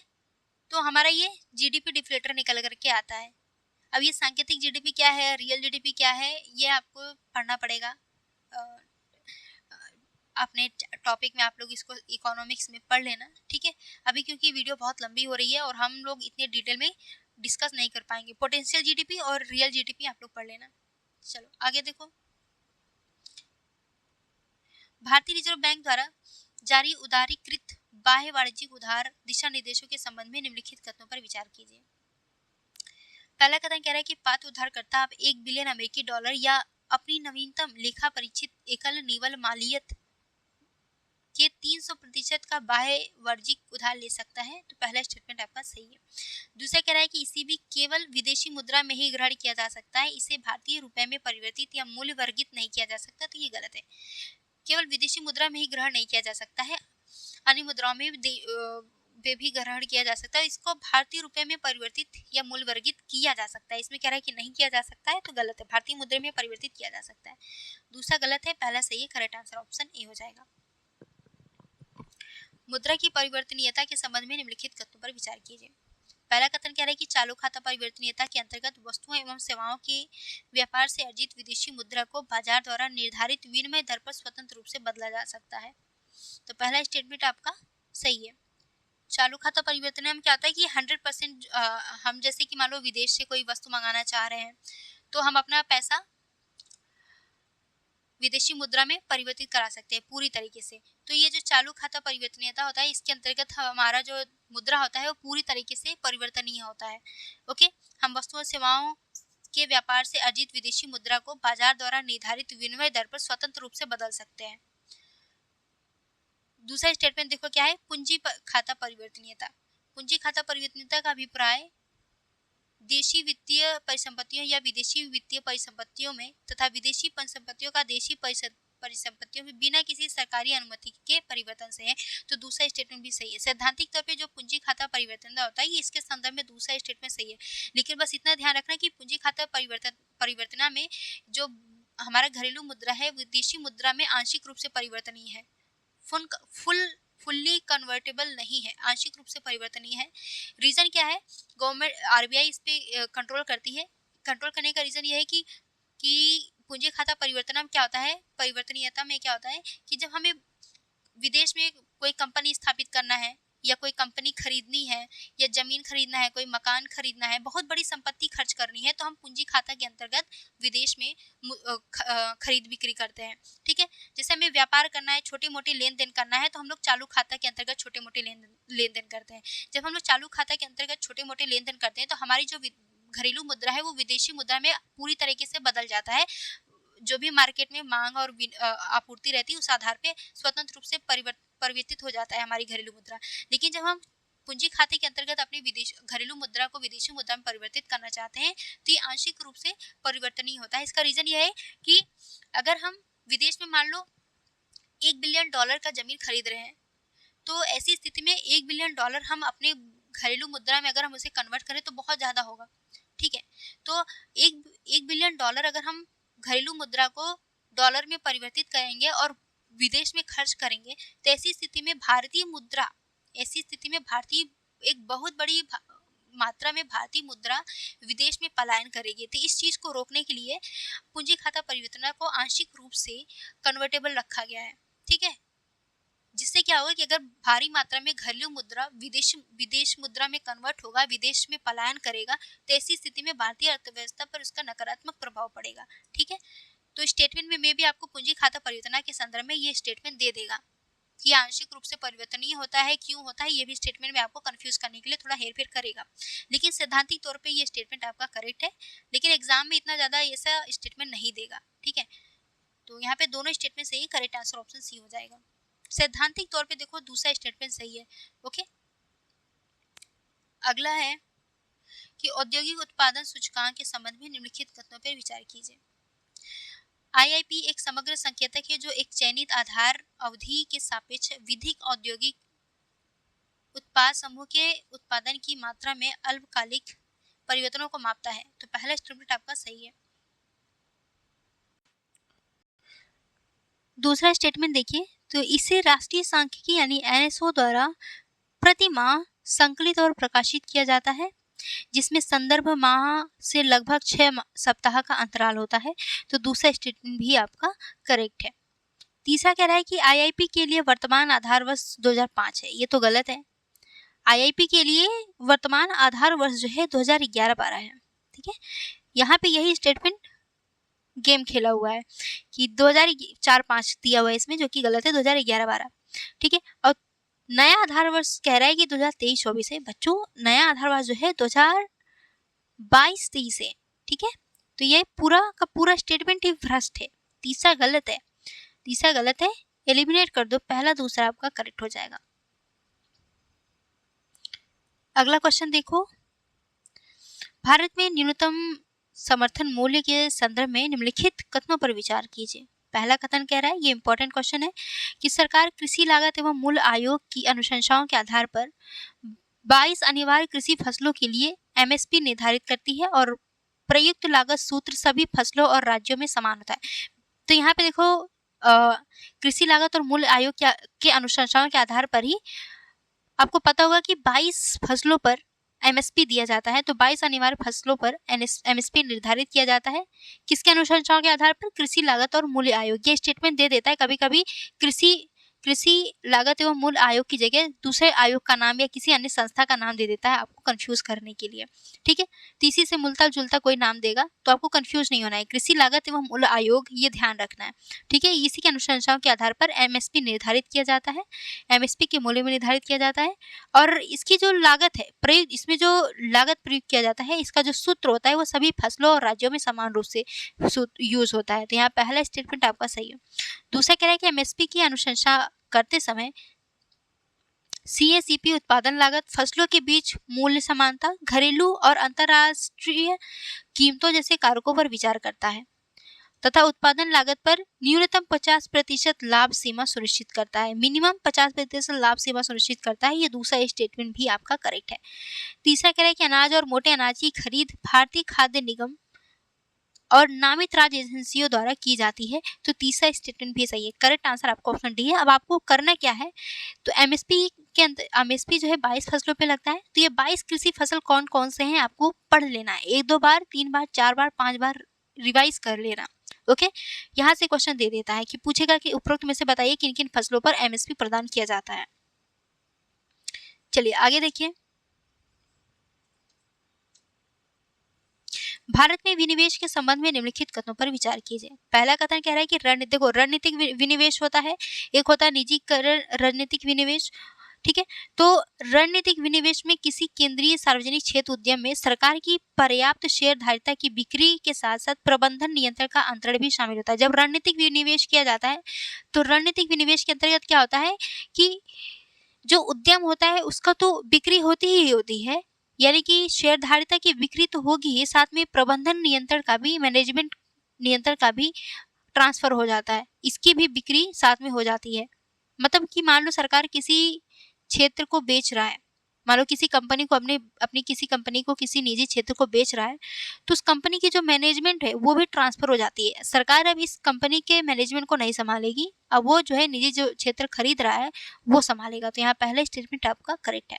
दूसरा कह रहा है निजीकरण रणनीतिक विनिवेश का एक उपभाग है जिसमें सरकार की इक्विटी और प्रबंधन नियंत्रण एक निजी रणनीतिक खरीदार को अंतरण किया जाता है। देखो, निजीकरण रणनीतिक विनिवेश में क्या होता है, निजीकरण रणनीतिक में इसमें क्या होता है कि इक्विटी को बेचा जाता है लेकिन प्रबंधन नियंत्रण को नहीं। इक्विटी की खरीदारी होती है, इक्विटी का ट्रांसफर होता है लेकिन प्रबंधन नियंत्रण का ट्रांसफर नहीं होता है। यहाँ दूसरा गलत हो जाएगा। तीसरा कह रहा है, नहीं सॉरी, यहाँ दूसरा सही है, दूसरा सही है, सॉरी। इसमें क्या होता है कि इक्विटी और प्रबंधन नियंत्रण दोनों की खरीदारी को अंतरित किया जाता है, दूसरा सही है।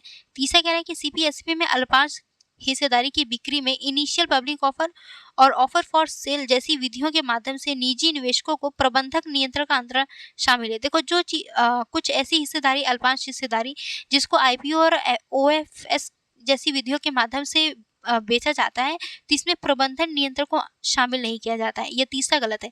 देखो हम लोग इसको भारत में विनिवेश टॉपिक में बहुत डिटेल में डिस्कस करेंगे।